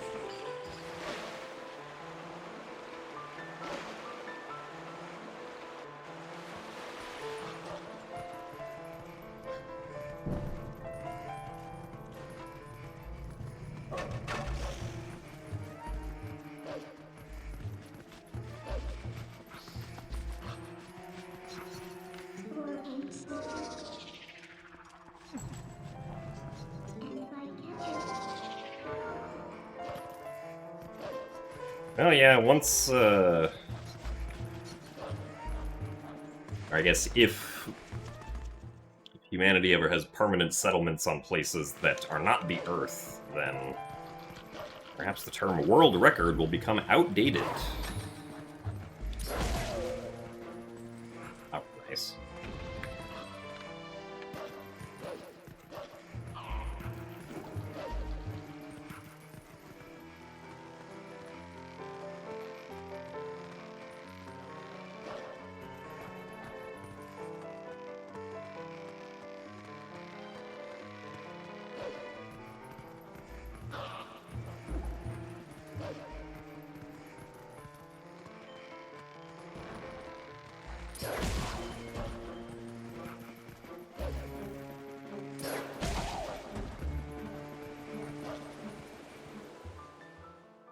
Sub 10 Arbiter's Grounds. I mean, yeah, sub 10 Arbiter's Grounds is possible.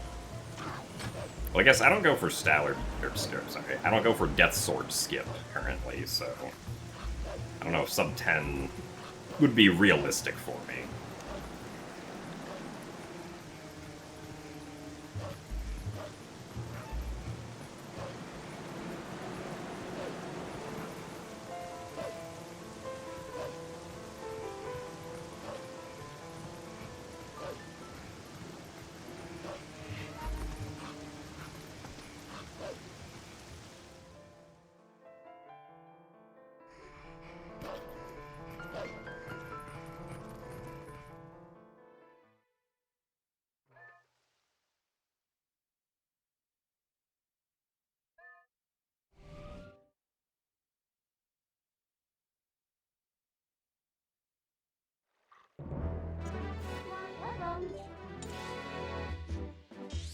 I forgot where I was going.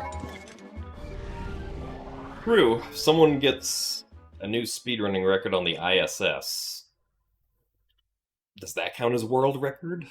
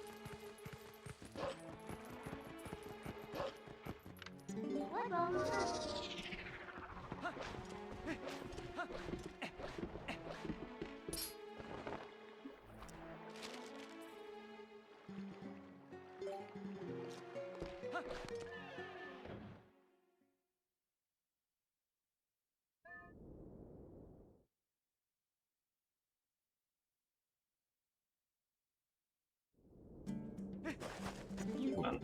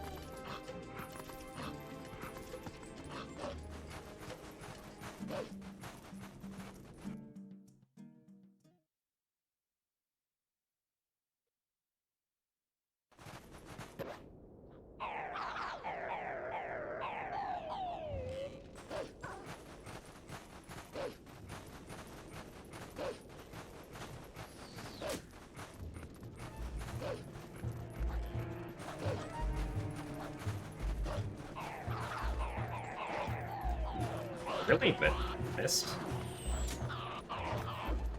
Actually surprised that that didn't work.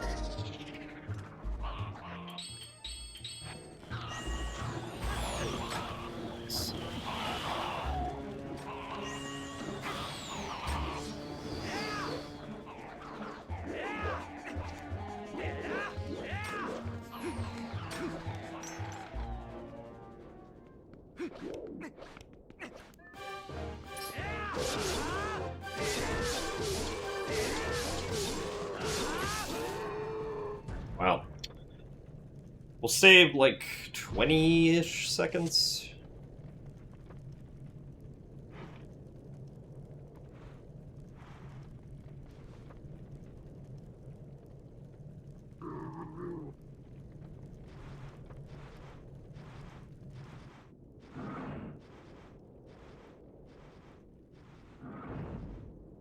So to start the King Bulblin fight, we have to first enter the trigger that is near, like, the part of the door that you can unlock into the tent. So we have to roll over to that trigger, and then once that trigger is set, then we can roll forward to trigger the actual King Bulblin fight.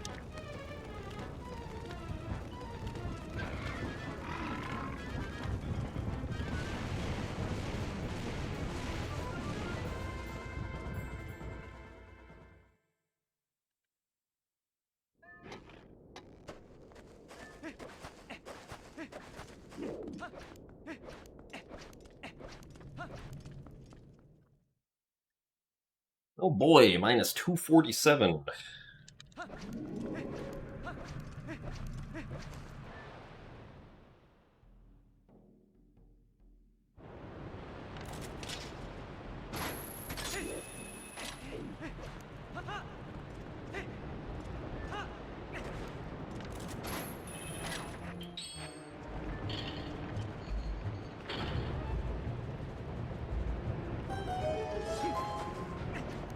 Surely nothing bad will happen on this set.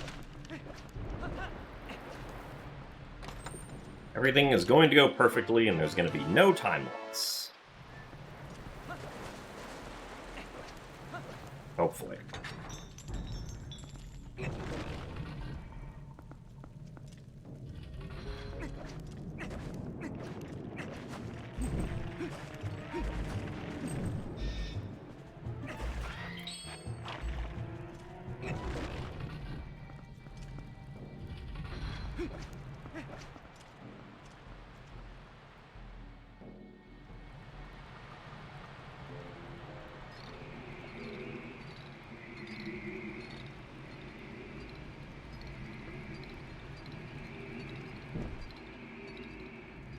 Yeah, so this is where we do Pogate skip, which is difficult and also has RNG to it. So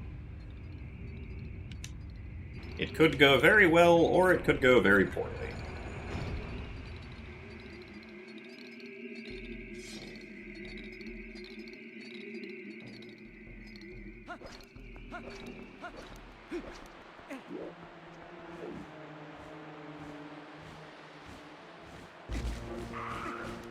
Interesting.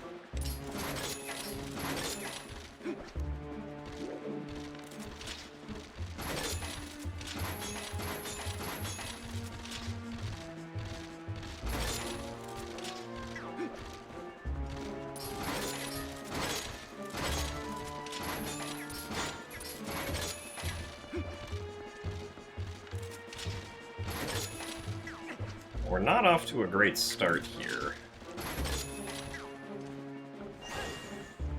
At least there's one.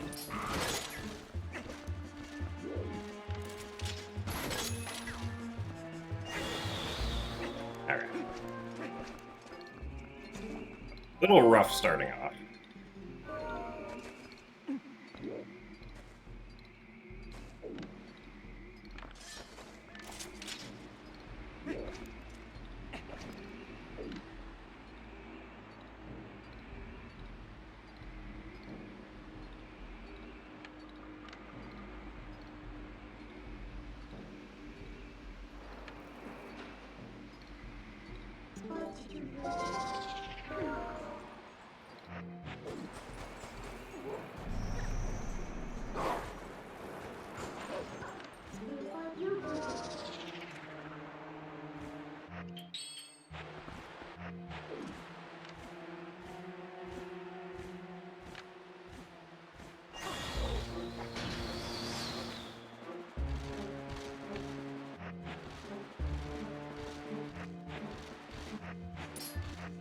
Oh yeah, that's not the right spot. I was like, that doesn't look like the right spot.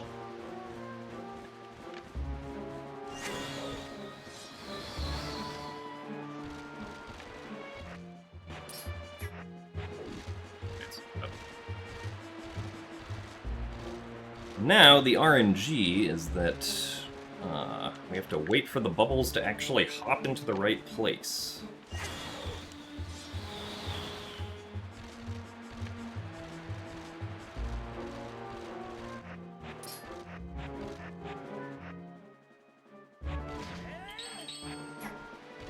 Alright. Wow, we did it! Unfortunately, not going to save any time over my PB, but...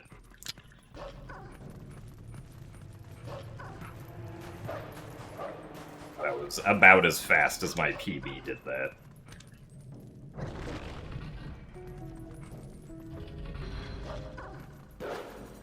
True, it is still better than Fairy Hover in Wind Waker HD, but thankfully Fairy Hover has not been relevant for a very long time.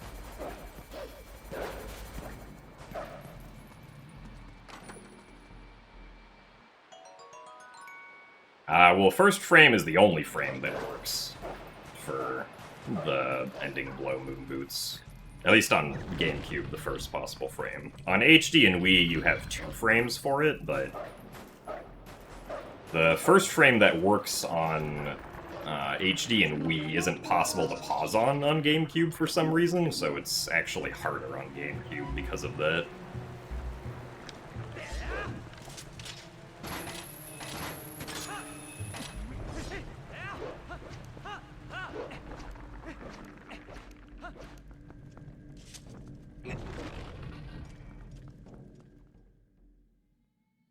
Yeah, there are, like...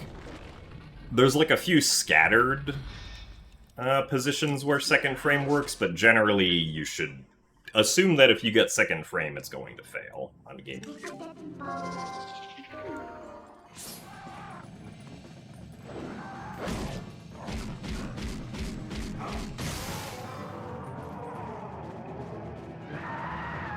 So thanks for the good luck to gas train.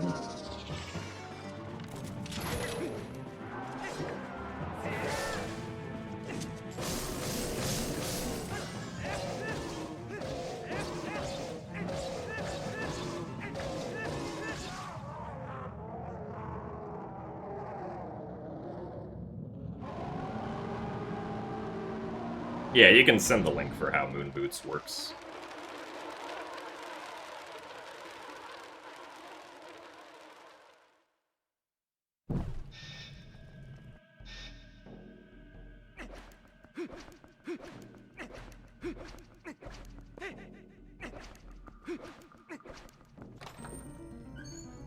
Well, look at that. We're saving 4 seconds. Nice.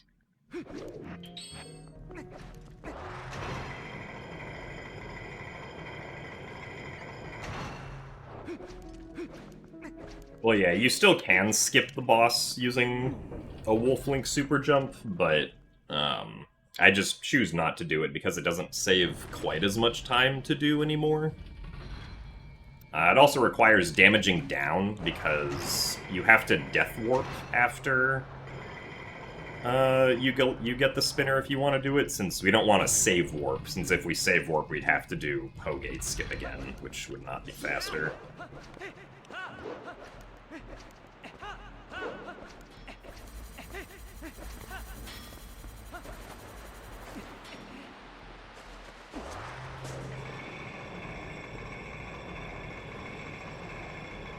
But I wasn't, like, properly damaged down for being able to do that.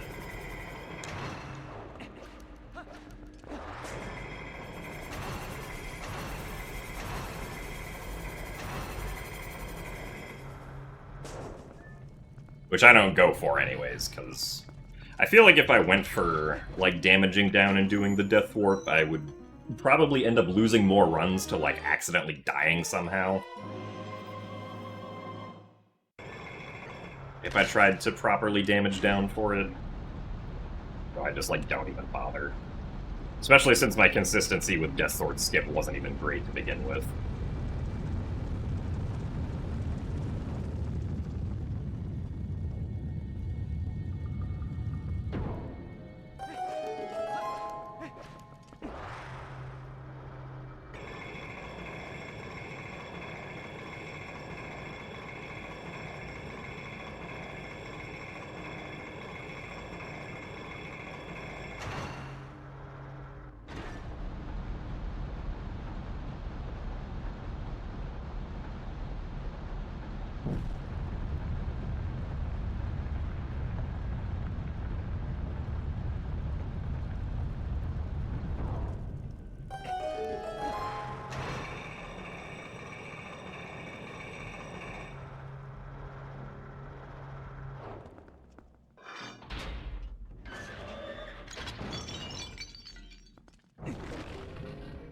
Oh yeah, Backslice Moon Boots goes really high.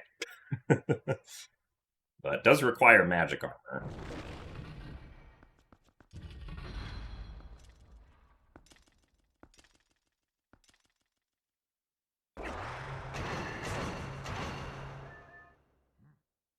Alright. Time to do the Stallard skip thing. We can line up correctly.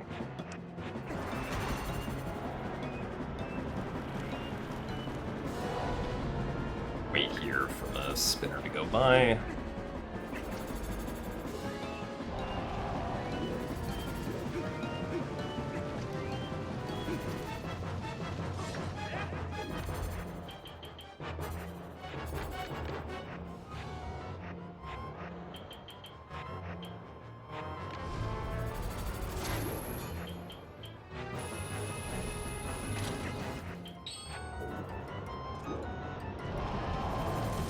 Ah, this looks too far back.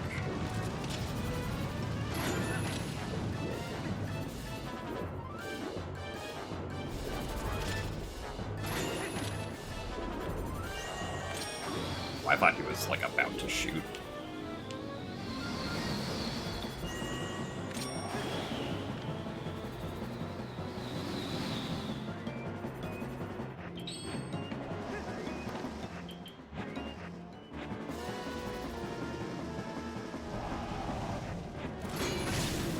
Okay. Whew. Alright. That's the hard stuff done.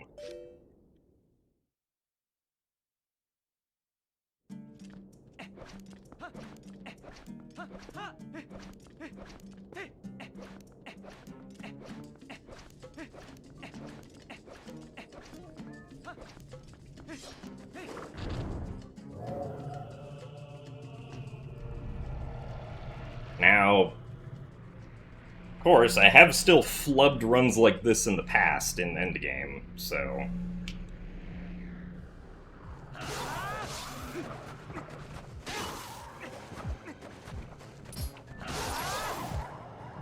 Not over yet.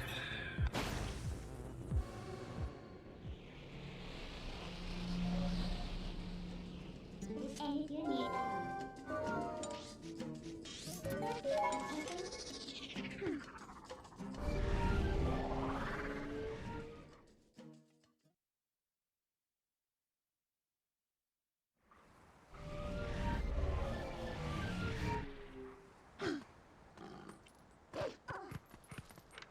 Want treat?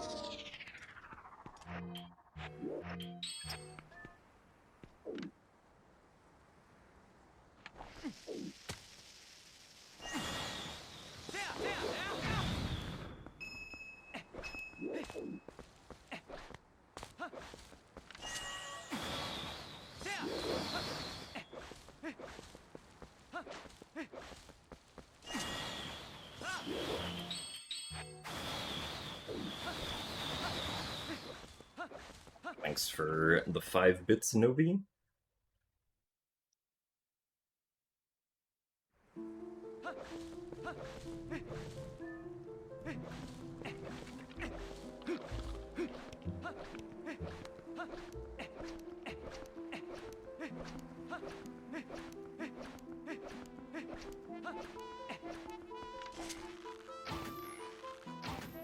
Come on.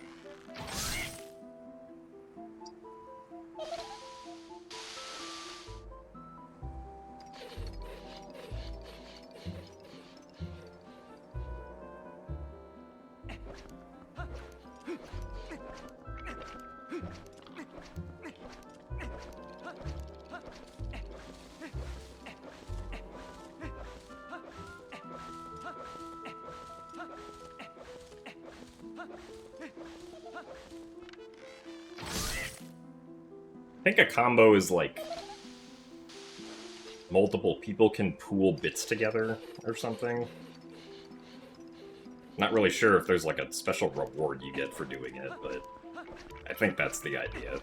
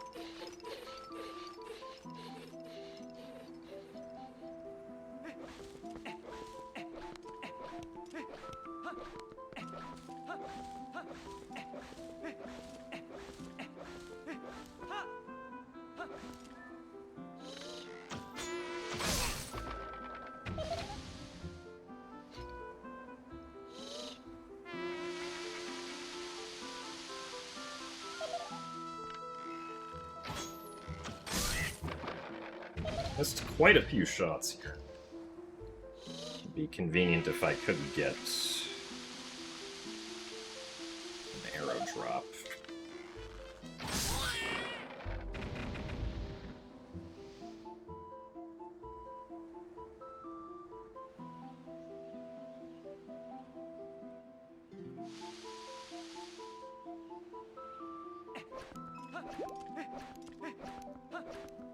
Nice convenient heart drop, though.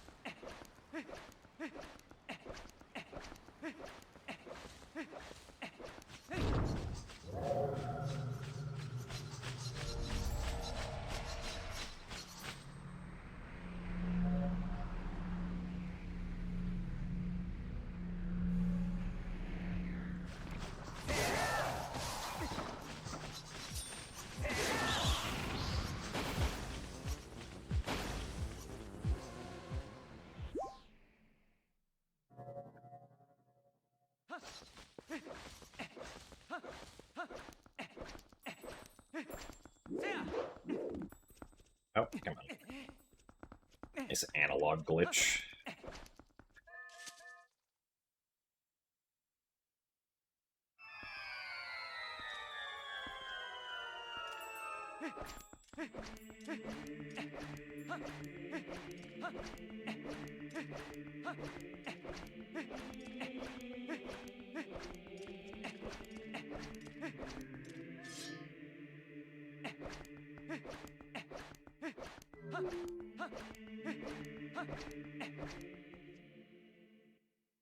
Alright, pretty good segment there. Basically just a few missed shots on Skull Kid were the biggest mistakes.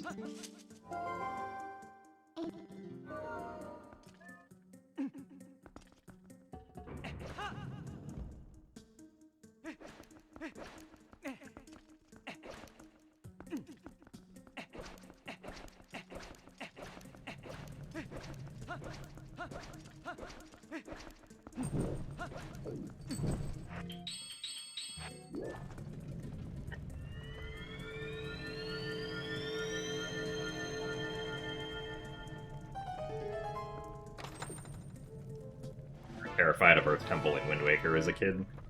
Yeah, I mean, Earth Temple in Wind Waker is a scary place. Really? Darn. Well, guess, not skipping Uku. It is gonna mess with my equips a little bit, because now Uku has shifted everything over in the item wheel.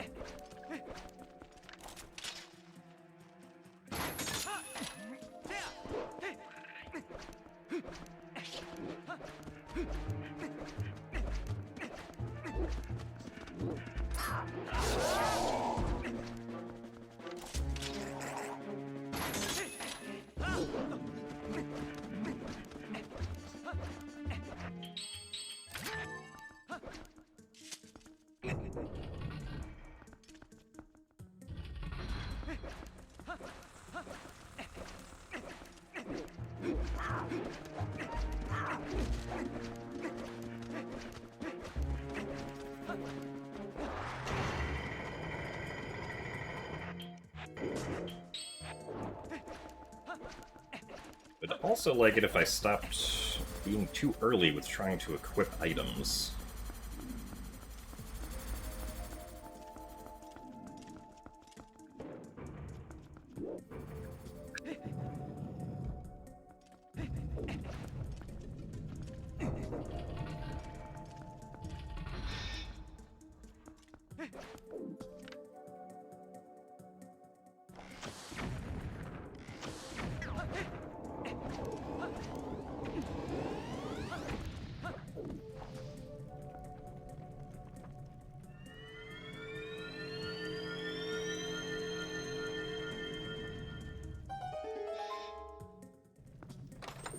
I think I'll also refill here.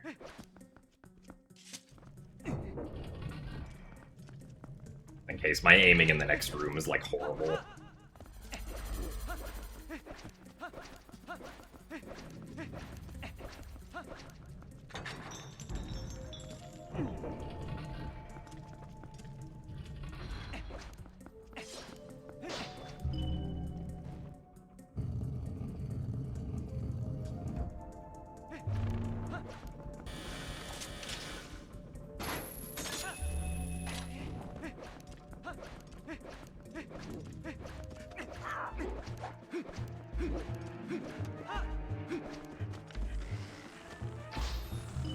I am surprised that hit.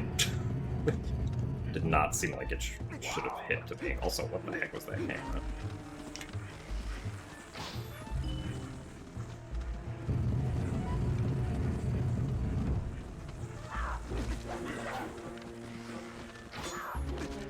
Oh.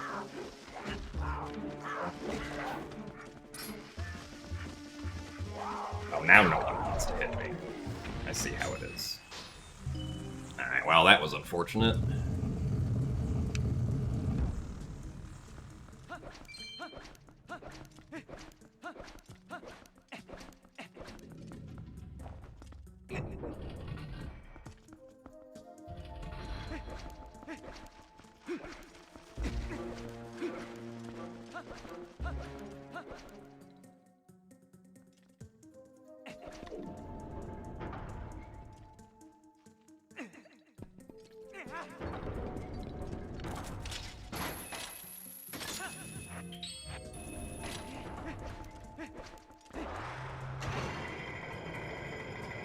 Yeah, I mean, the spin attack sometimes doesn't,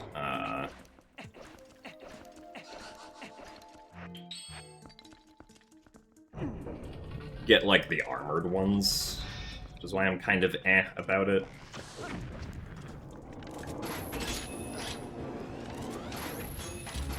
Nice.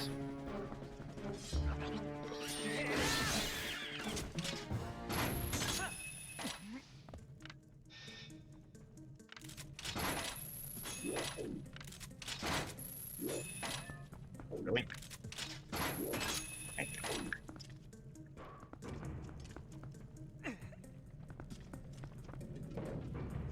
Only if you target? Oh, I thought that,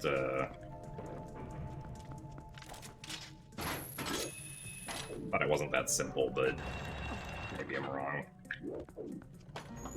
Yeah, unfortunately, we're not gonna be saving any time on Dominion Rod now. Which sucks, but oh well.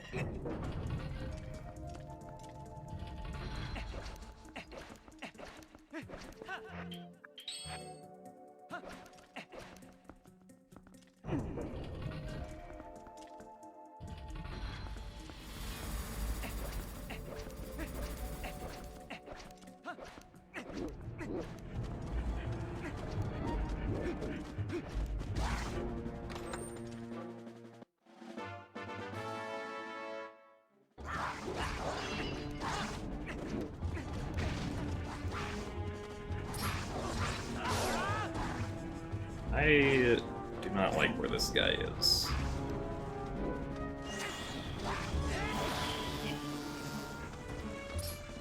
Cool.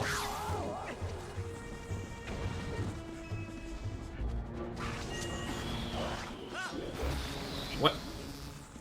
Huh? I'm confused.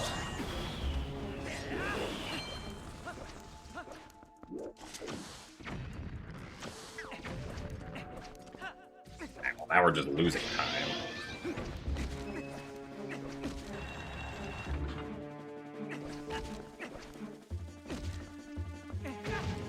Oh, God. This is... unfortunately, the worst Dominion Rod segment I've had in a while. We're losing, like, 40 seconds over best or something.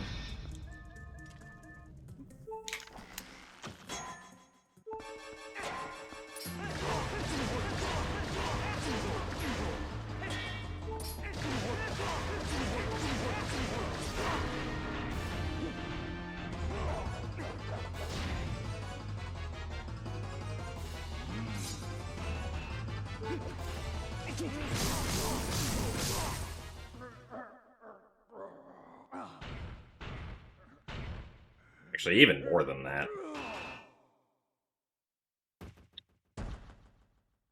Ugh.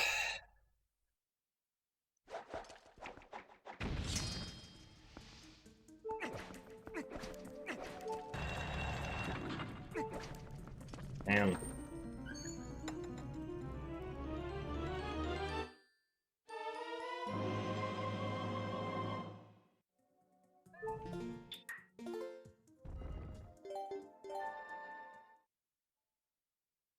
It didn't help that both Switch Room and got trolled by the LJA past the electric barrier.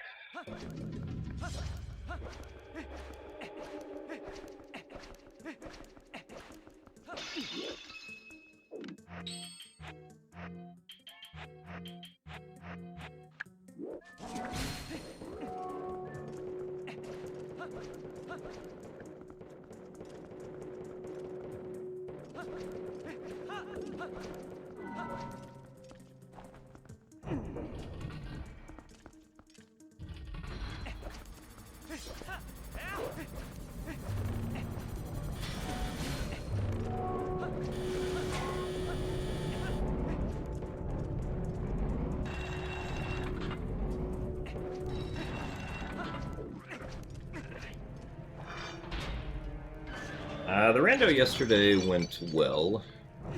I did win the qualifier, but it was only 2 people, so...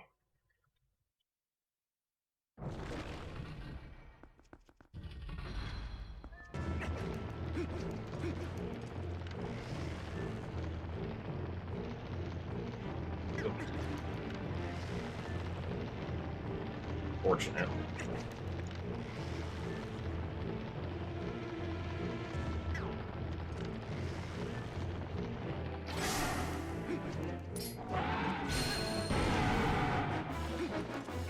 Two extra walks first cycle.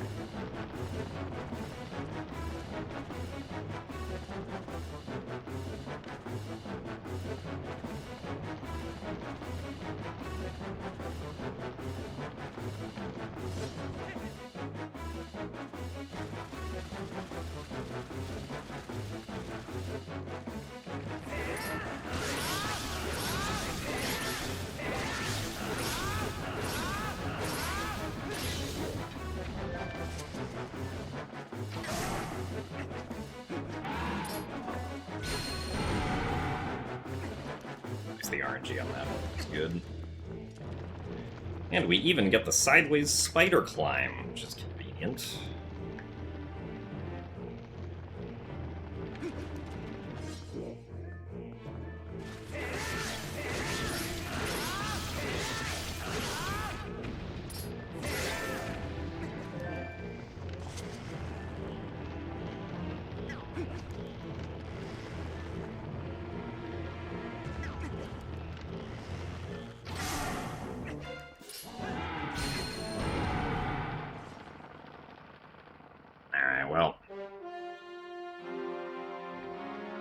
I think we are saving time.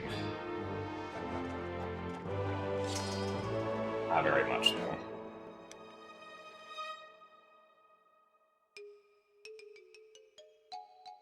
So thanks for the good luck music boxes.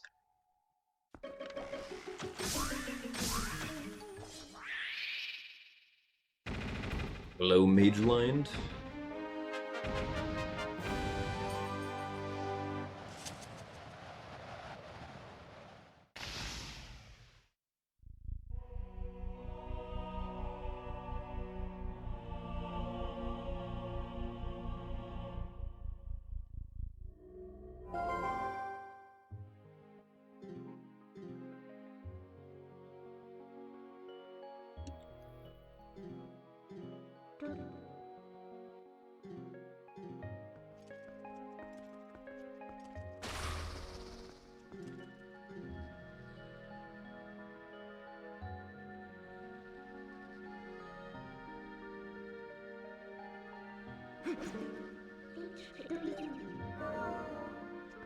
I saved 1 second.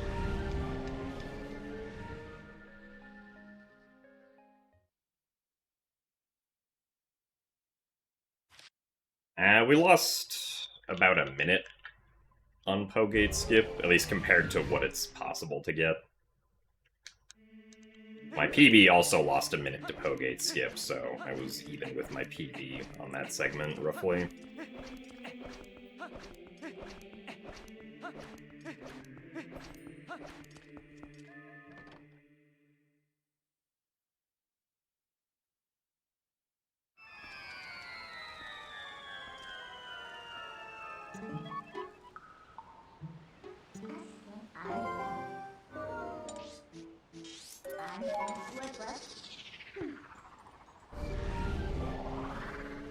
Also, thank you very much, Zantito, for the 55 months of Tier 1. 55 Pogs and PBs. Well, if this does PB, this will only be my 30th completed run.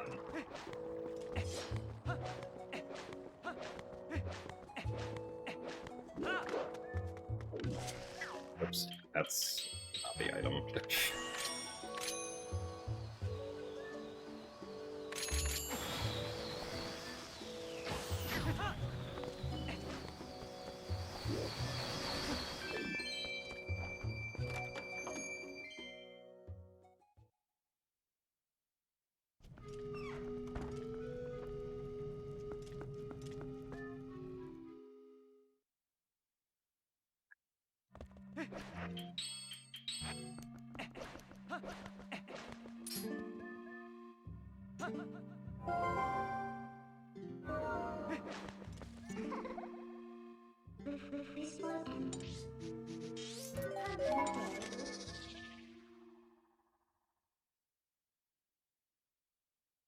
So thanks for the good luck, Golden.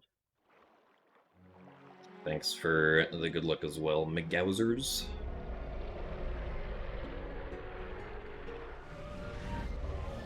Glad you enjoyed the SSR anniversary race.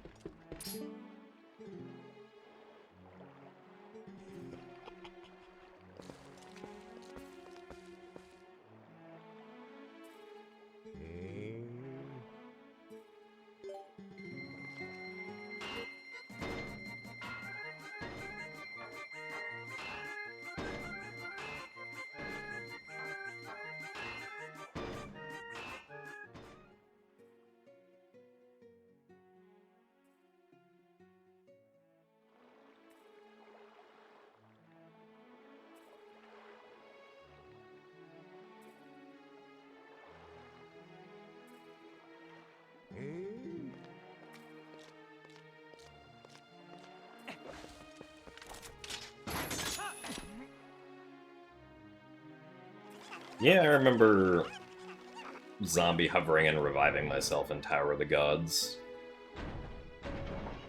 It was funny, but the run kind of was still dead, because it took like 2 minutes to do that.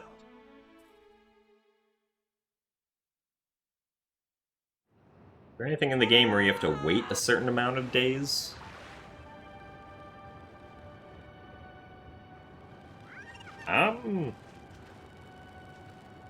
Don't think so. At least nothing that immediately comes to mind. And nothing in the 100% speedrun that requires waiting a couple of days. Because that would also be a really long time in Twilight Princess, since each day-night cycle is like 11 minutes, I think.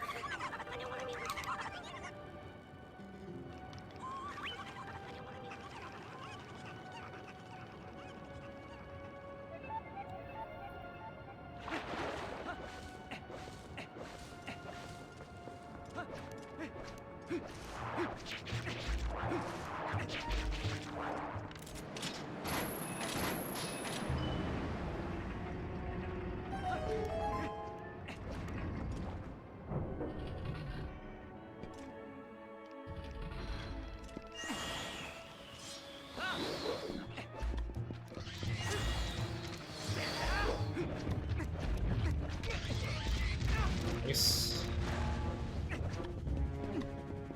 Can't say I've ever bonked there before, so that's new.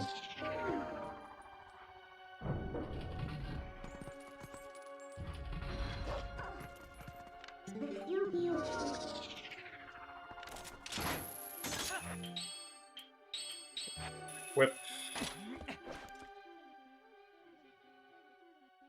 Okay, yeah, so that makes sense, Ace. I mean, yeah, I forgot that one of the... If you don't have explosives, the strategy for the Dynalphos and Hyrule Castle is to slash them when you're not directly facing them.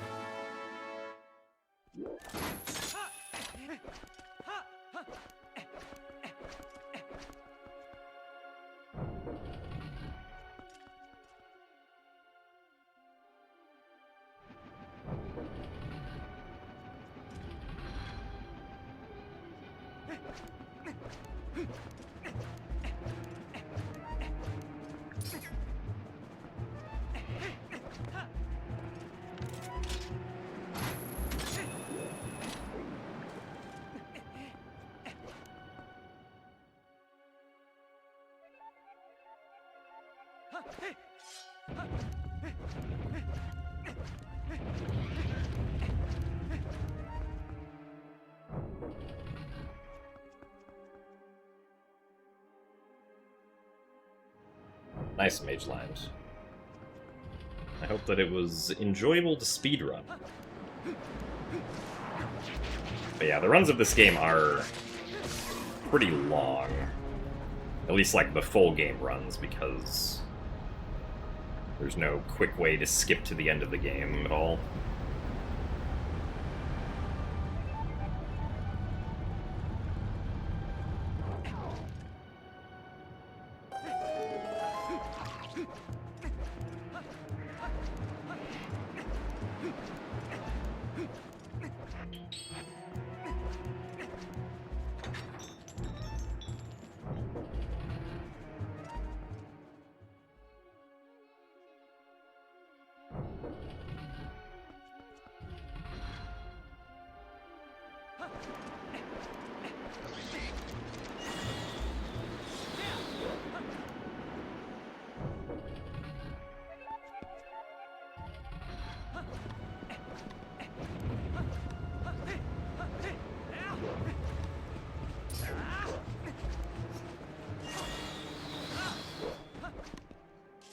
It's a little spooky.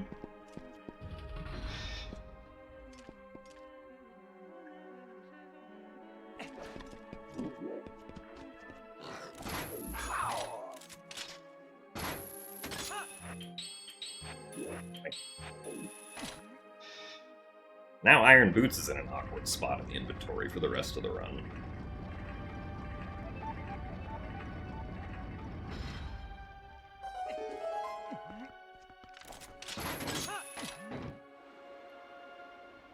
In my opinion, what's the best entry-level Zelda speedrunning game/category?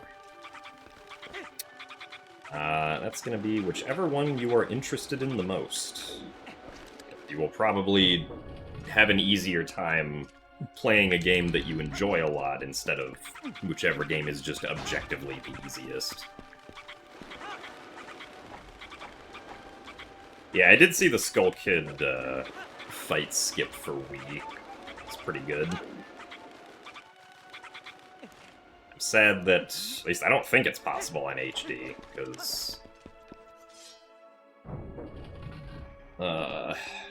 HD doesn't have the exact same pointer controls.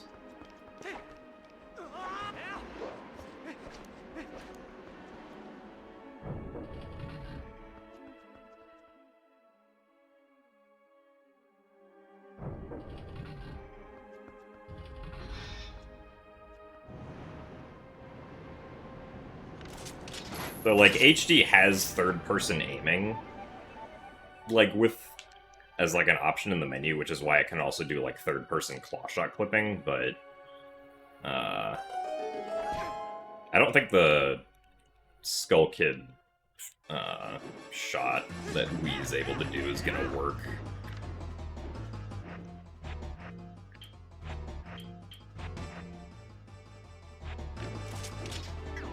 Ow. Darn it.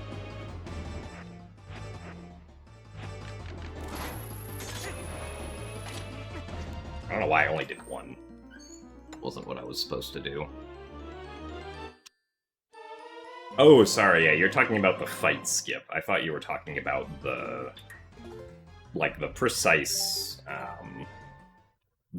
arrow shot. Sorry. But yes, I did also see the fight skip.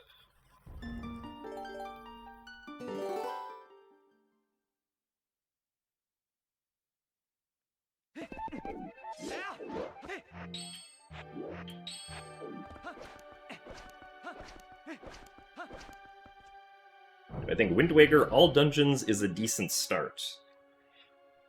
I mean, Wind Waker all dungeons is really difficult. So, I would say that if you're starting out with that, expect it to take a while to learn how to do everything.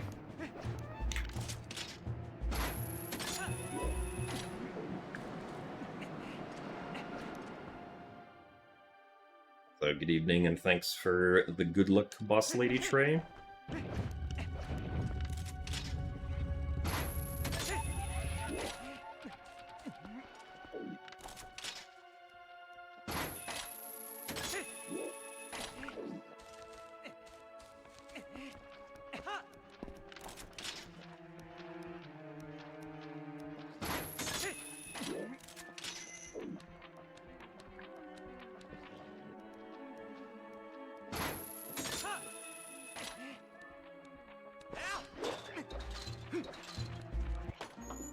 Slow on the aiming there.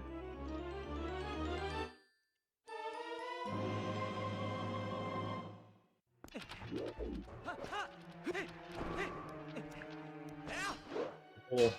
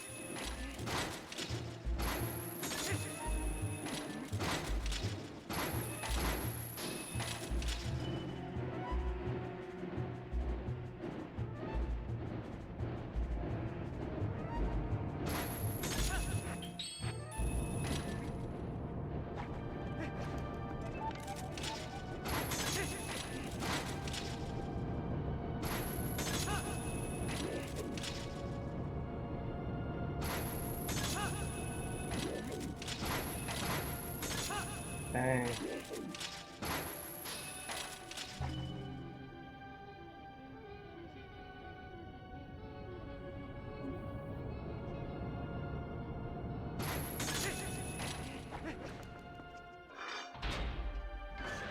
All right.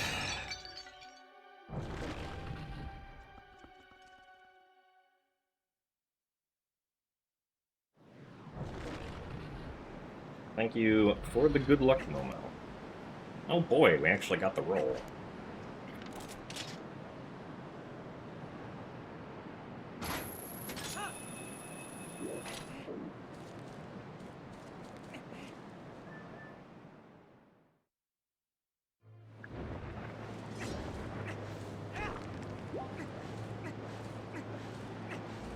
Okay, I guess Wind Waker All Dungeons was easier before Early Earth Temple, but it's pretty difficult now.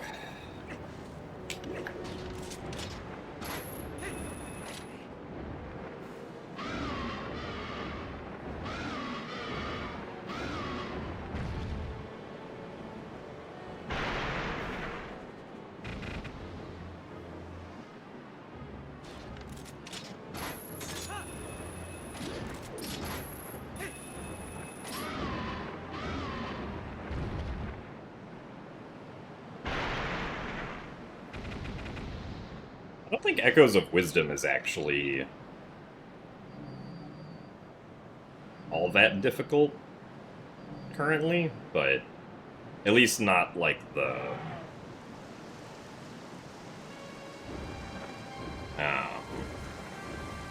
like the 80% route that actually does Southern Ruins.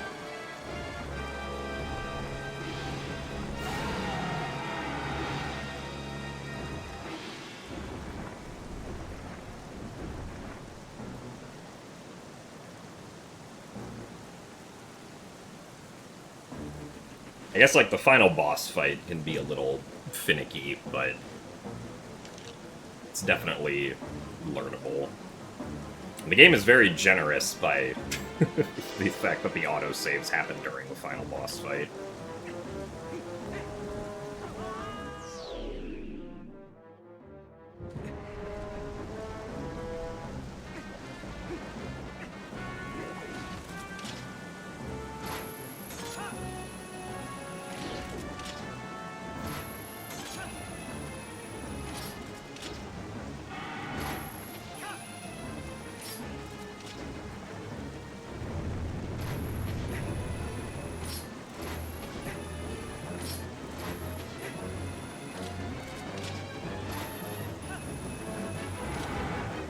So thanks for the best of luck in the 6 months of time, Nate203. Enjoy the green badge.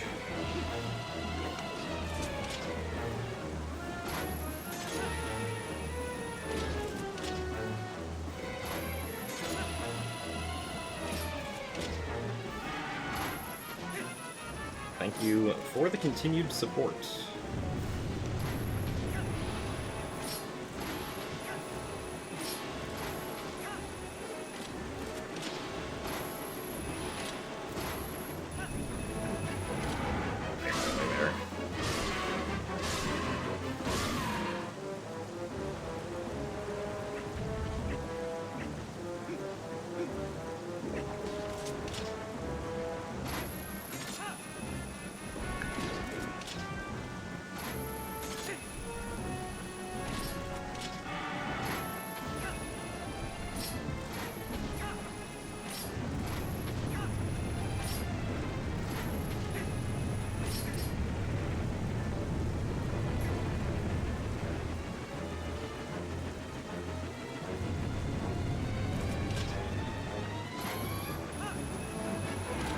Okay.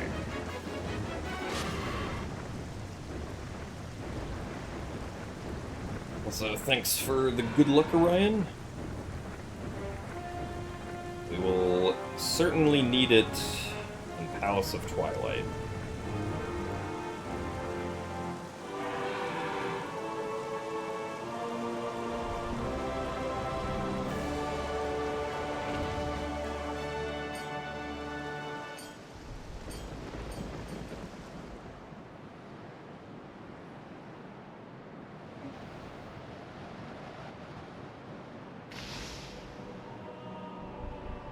this dragon for your next barbecue party.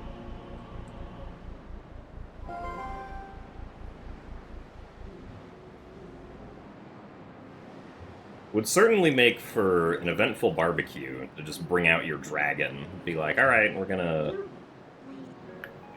cook our meat with dragon fire.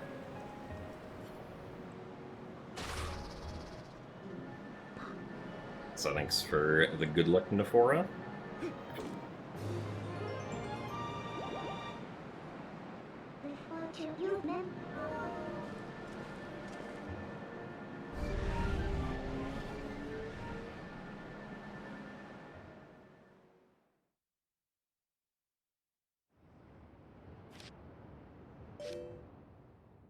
At least the second half of City wasn't all that bad.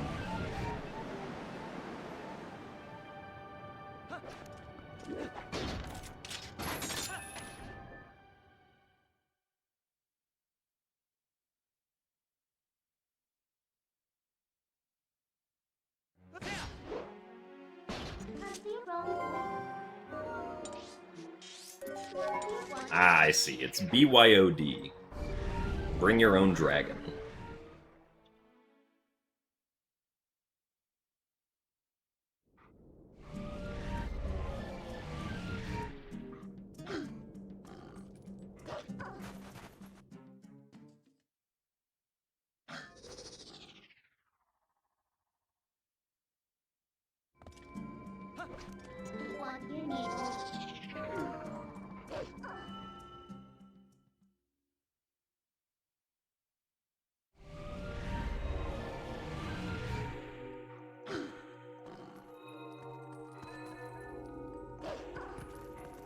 Okay. Now, I would love it if we did not lose 2 minutes in Palace of Twilight this time. That would be wonderful.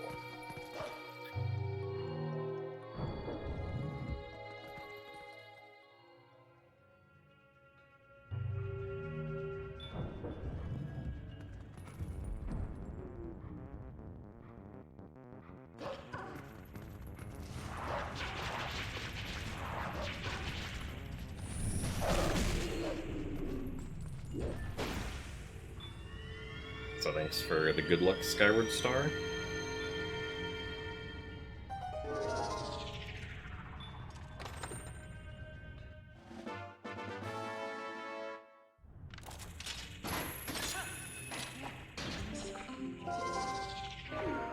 Alice stressed you out so much the first time you did it. Yeah, it can be a little spooky with the hands following you.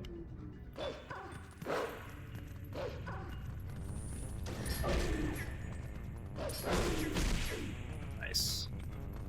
When that happens.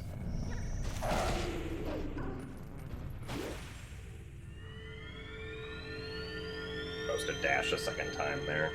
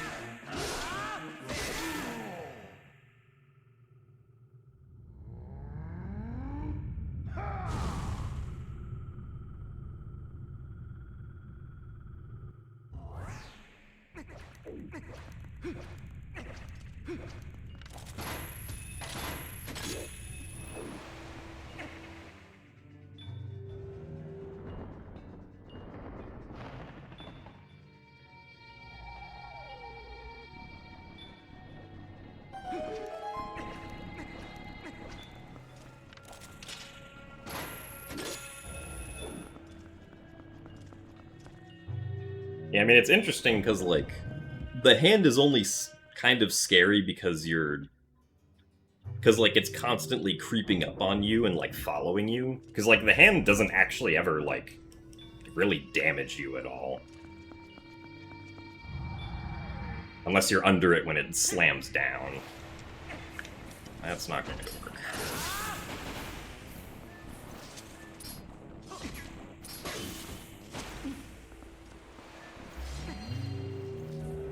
Really? Man. Well,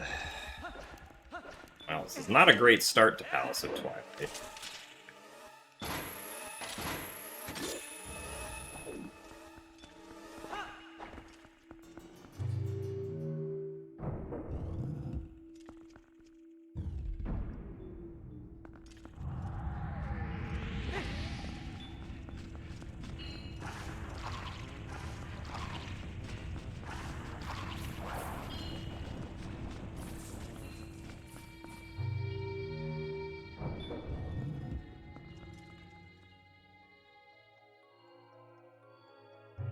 Yeah, we're losing, I think, at least 15 seconds here now. And if the rest of the segment goes well.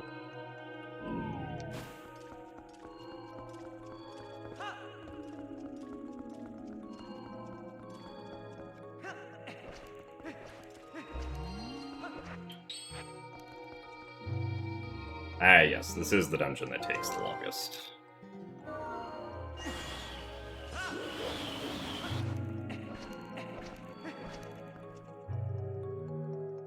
About 20 minutes long. Which, no other dungeon matches.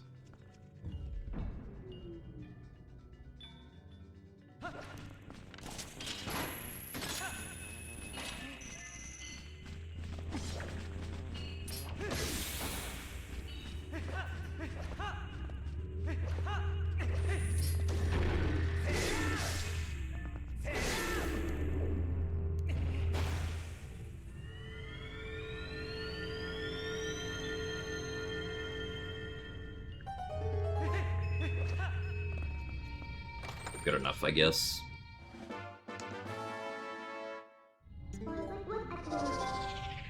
Wait, why did... I wasn't supposed to do that.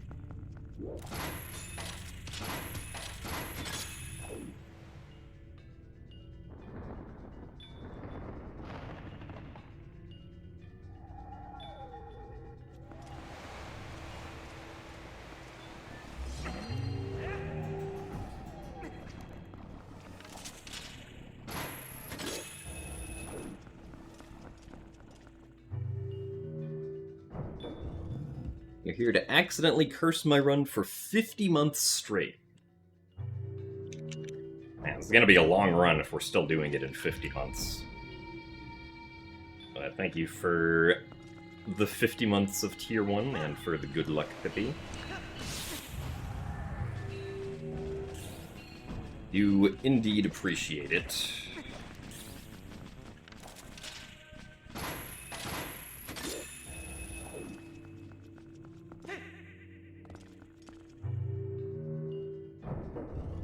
Yeah, it's like we're losing about 20 seconds here.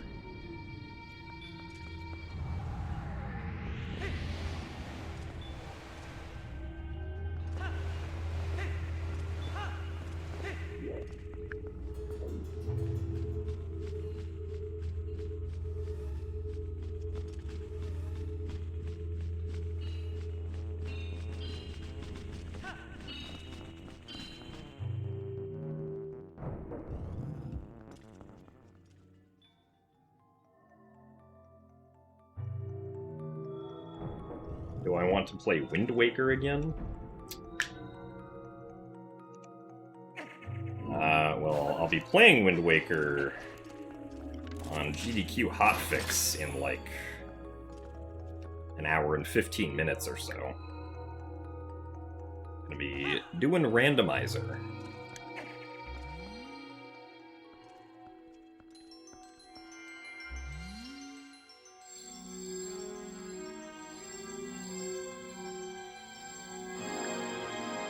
Why we didn't have time to do more attempts after we started this one.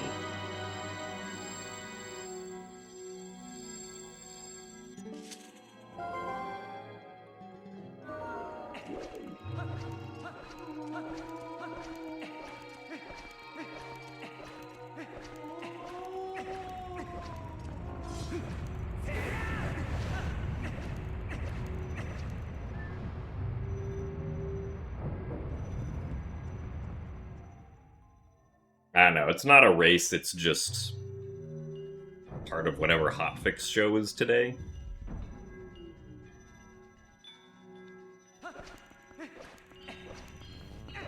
Ever Jiggy decided to name it.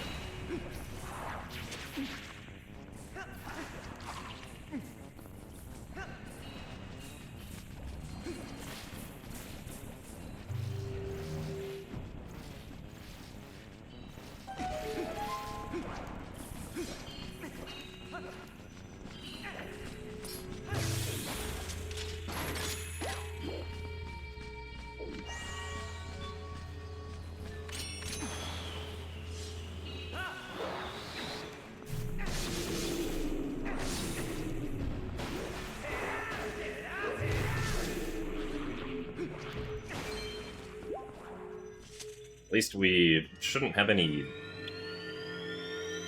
low health scares this run anymore.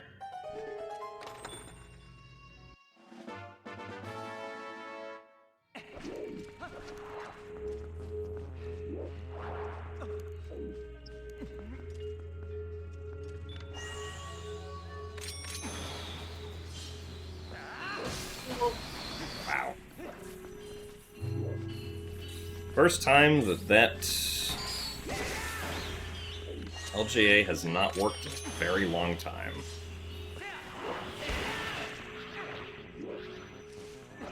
Really?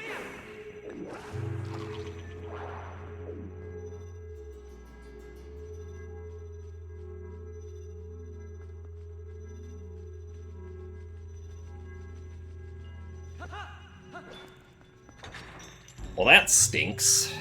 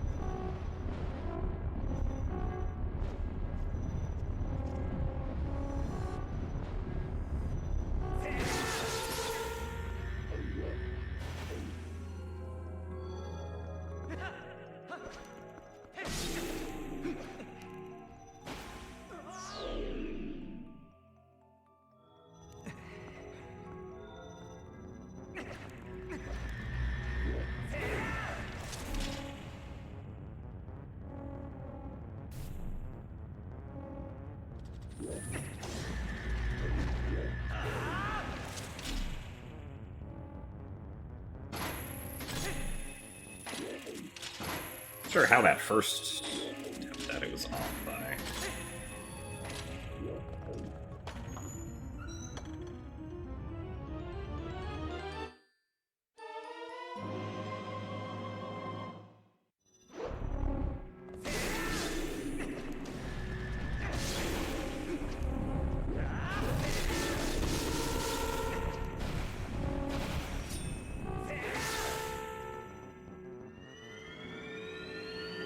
And now we're losing at least 30 seconds here. Cool.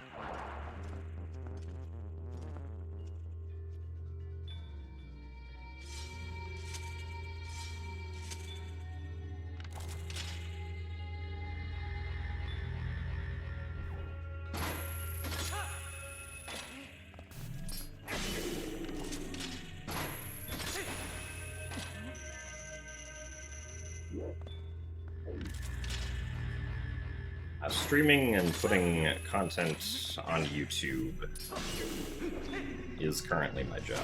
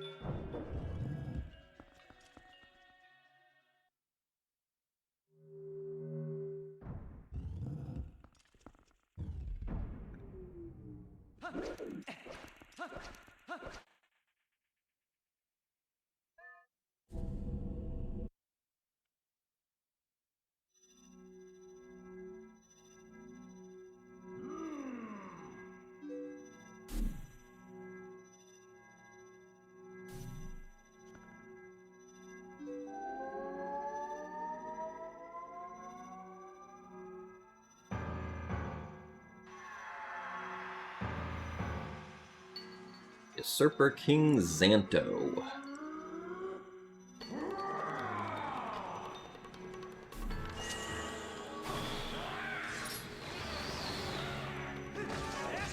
I didn't think he was gonna make it on land with it.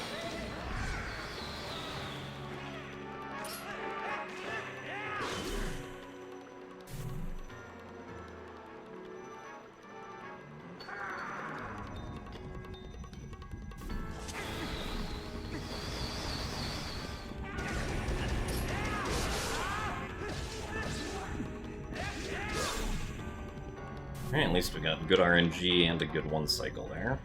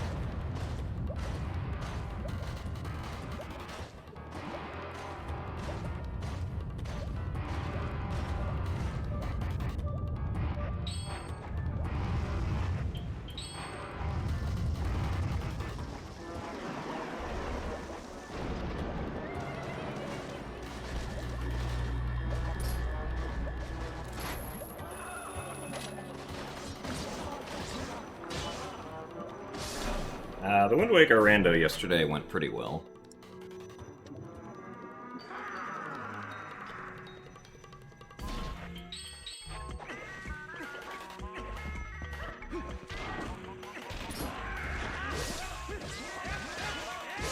I did win the qualifier, but it was only 2 people.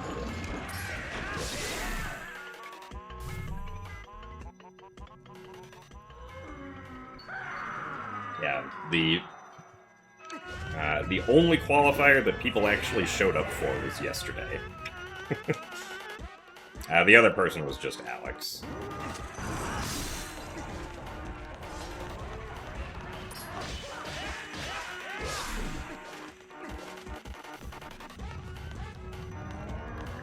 Well, no, yesterday's race was a qualifier for the tournament that will be at the end of October.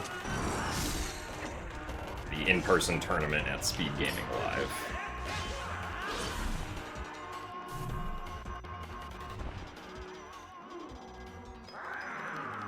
Though the Season 8 Wind Waker Randomizer Tournament did just end like 2 days ago. Or yesterday? I think it was yesterday.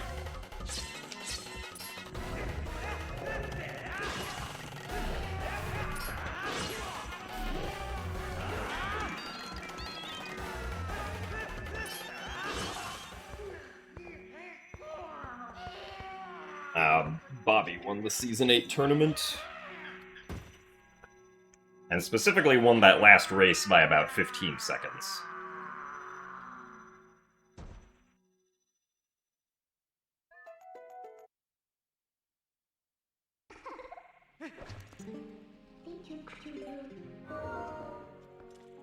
Man.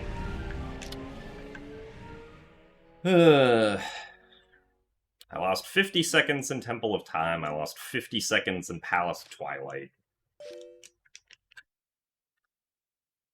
Not, far kind of bleh after Arbiter's grounds still.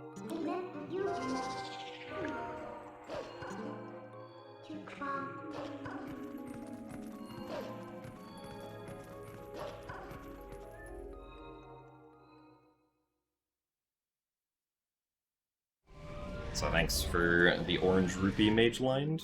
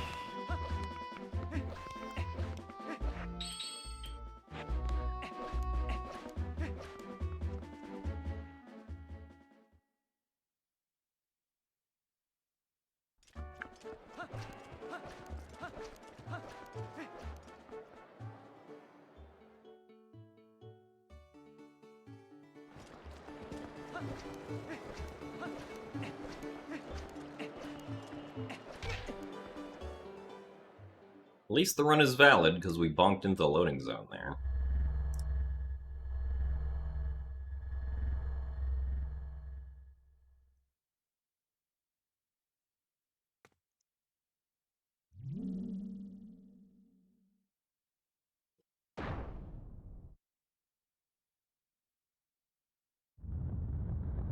So thanks for the good luck, Shankshaw and Vibrant Viola.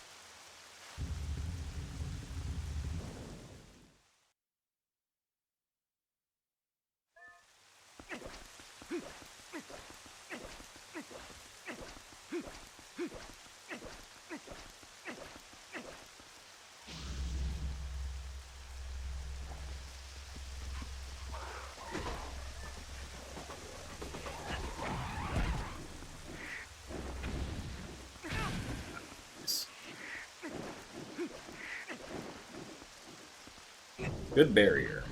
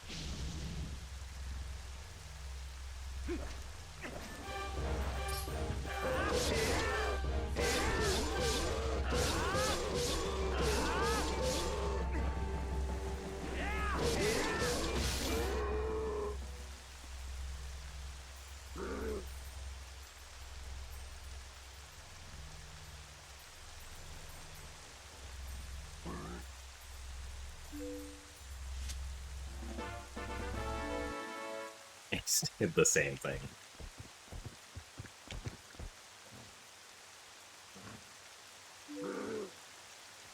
Yeah, can't remember the last time I accidentally ran into that barrier too early.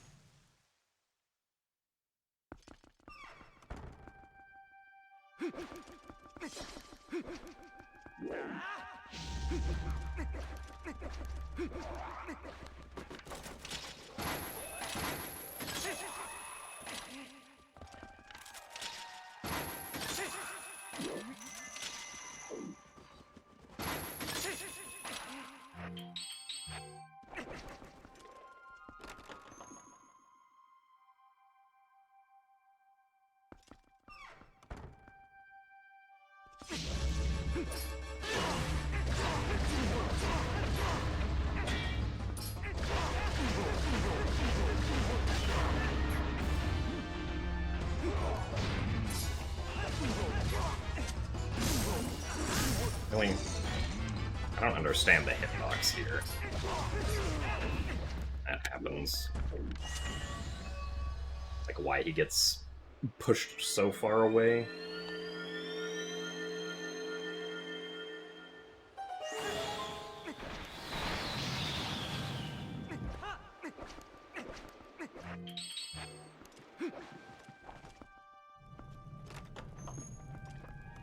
Zelda RNG was kind of meh in PB.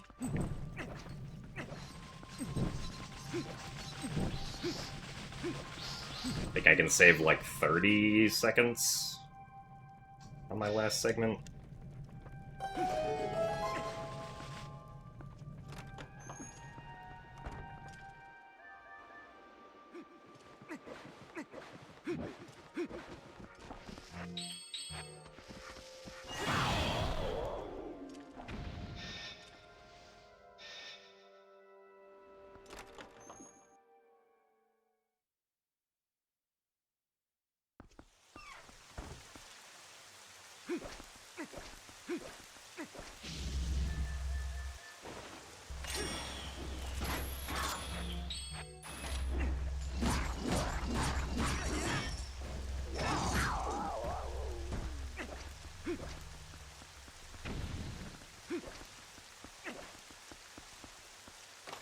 Also, thanks for the good luck, it's darky time.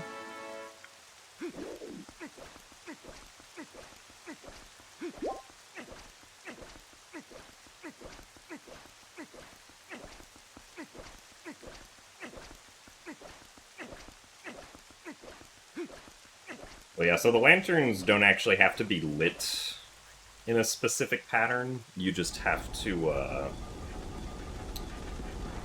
they just have to all be lit at the same time, but they have different timers for how long it takes for each of them to extinguish themselves. So, the pattern that the game shows you is the most forgiving one, where you light the one that stays lit the longest first, and the one that doesn't stay lit the longest last. But there's a slightly different pattern that we use for the run that saves like a half second over the pattern that the game tells you about.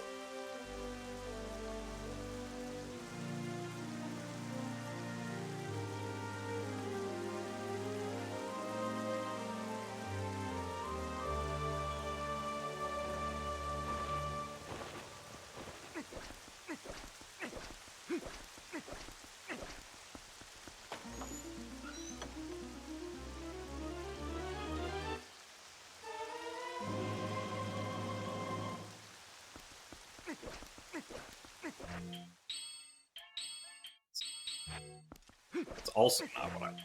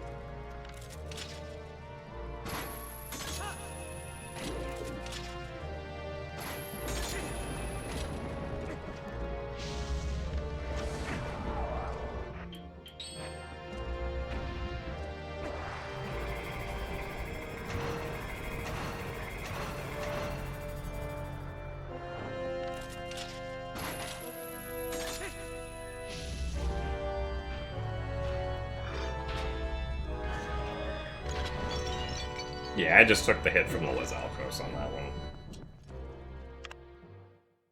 That was just I hold the bomb arrow and the Lizalfos attack me to release the bomb arrow.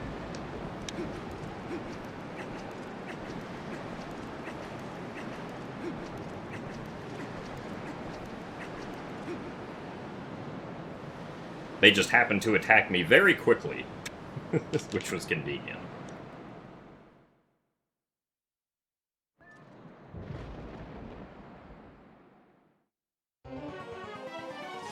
Right, Zelda. Alright, starting off strong.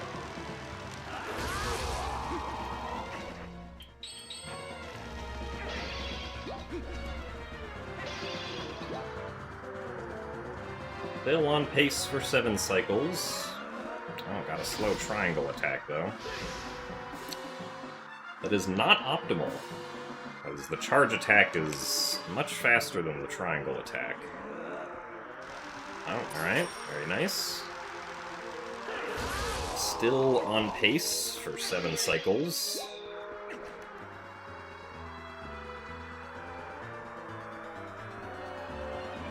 Another triangle attack.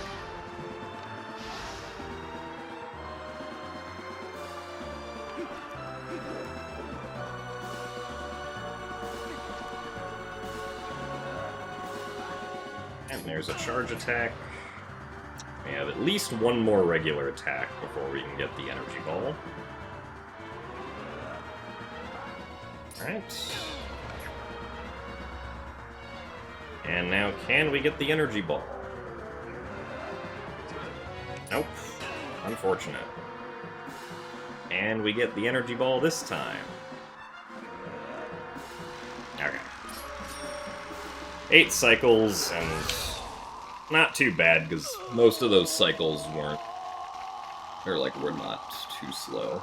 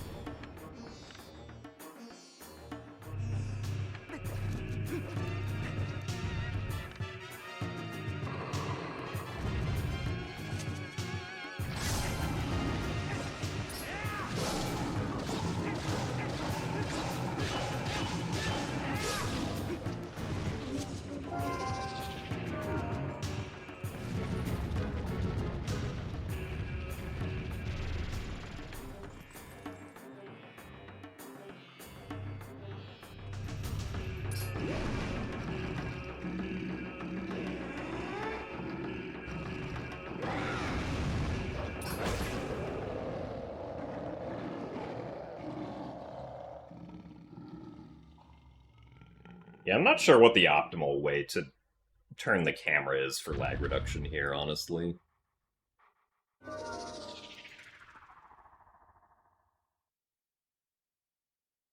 It's not something I have to worry about in TPHD.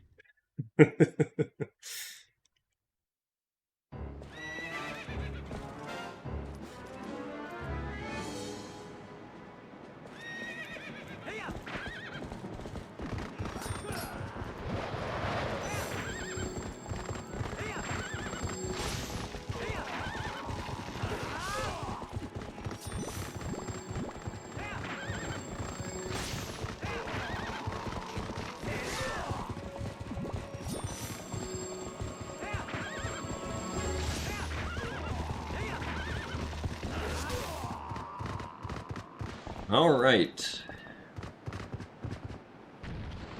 Barring a random blackout or the game crashing,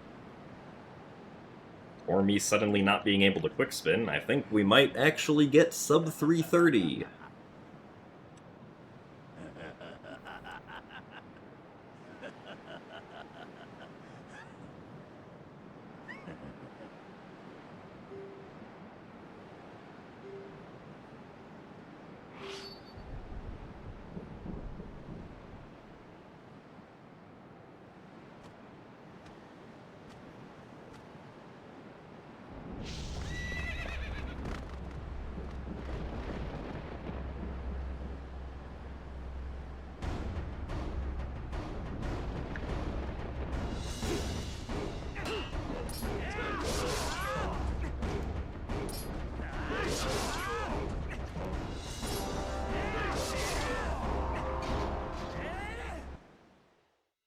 The 329.32.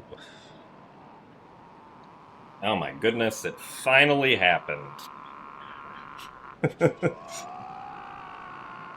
Ugh.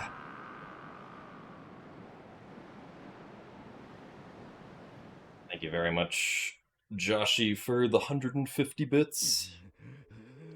And Apes for the 50 bits. And thank you guys all for the GGs.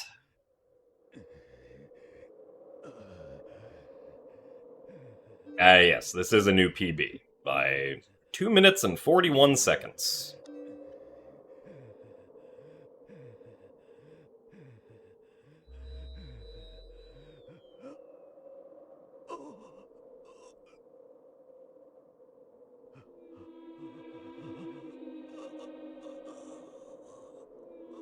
This run still lost a lot of time in places, because we did lose 7 minutes to our best over the course of this run. Also, thank you very much, Kanto, for the 150 bits as well.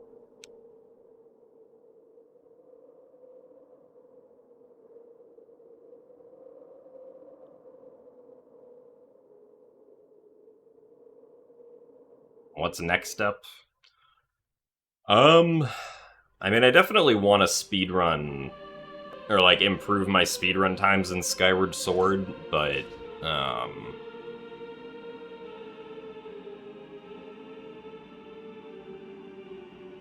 don't think we'll jump to immediately doing that, because I think what the plan now is that I'll see, at the start of November when the GDQ games list comes out, I'll see if anything that I submitted gets into GDQ. Because, like, if TPHD or MM3D or Wind Waker, not Wind Waker, if TPHD or MM3D or OOT3D get into GDQ, then I'll probably speedrun whichever one of those three got into GDQ.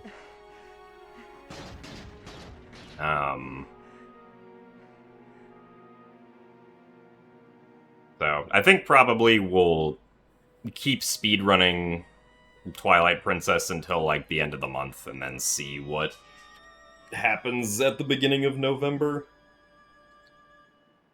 What if it's all three at GDQ? I don't think GDQ is going to accept 3 runs from the same person.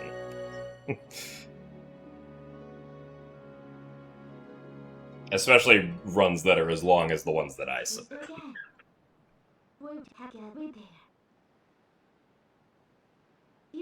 Yeah, and I have to do all 3 back-to-back, exactly.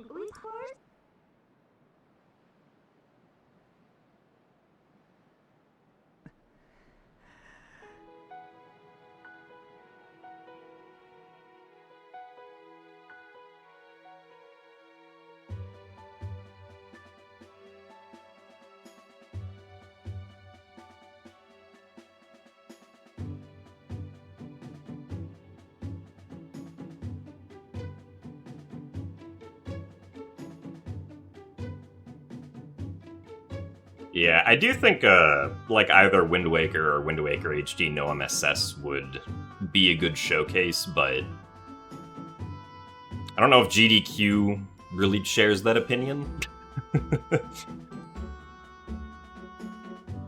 I kind of get the feeling that GDQ will only ever take Wind Waker runs with MSS. Unfortunately, but no reason to not keep submitting anyway. Just in case.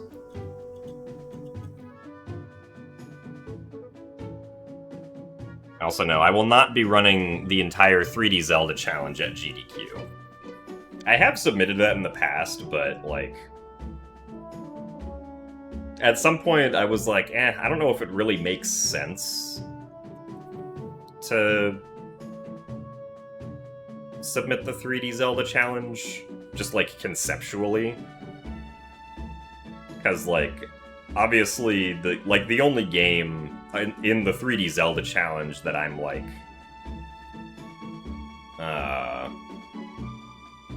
but I guess I feel like the quote, like a good representative of the game, in a sense, would be Skyward Sword. But, like, the rest of the other games, I feel like there are people who are better than me that should submit those games if they're gonna get shown off.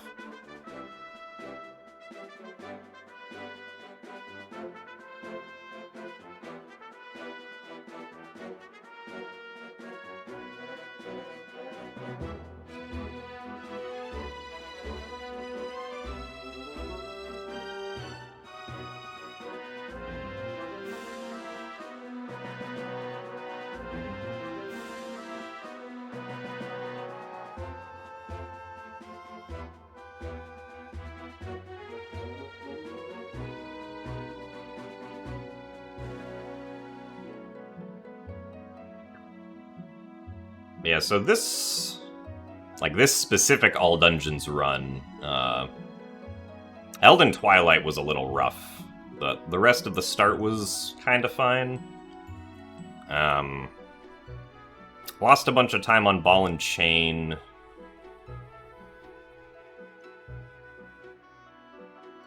And I guess on the second half of Snow Peak Ruins also. Or actually, no, that... I could have saved like 15 more seconds there. And then Spinner, we lost a minute over best because of bubble RNG. Dominion Rod, I lost 50 seconds over my best, which was pretty blah. Like, if we look at comparing against best here...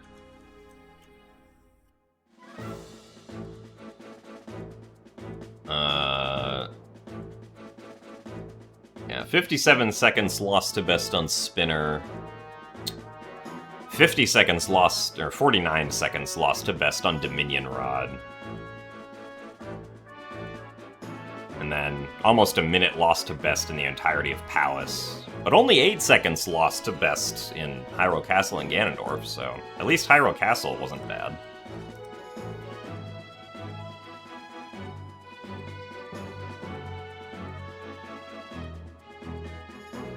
But yeah, so now that we got this PB, there's a GDQ hotfix show that's starting in 10 minutes at twitch.tv/gamesdonequick. And I'm not the first run that's going to happen there, but I'm the second one, where we'll be doing Wind Waker Randomizer. And we'll have the lovely Tomomodachi on commentary with me. So that should be fun. A little less stressful than doing TP all dungeons.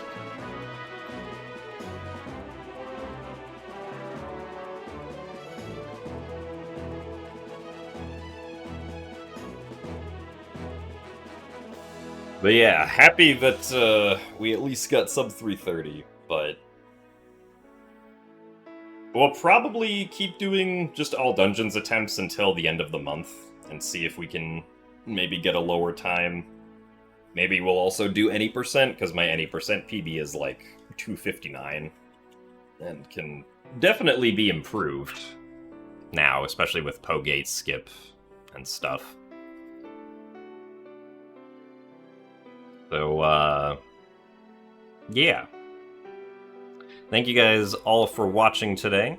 Once again, we will be on twitch.tv/GamesDoneQuick in a little bit to do just a Wind Waker Randomizer Season 8 seed. So, I will see you guys there. And I'll also probably send a notification in the Discord server about it. So, yeah. Hope you guys enjoy that. I will see you in less than an hour. Bye-bye.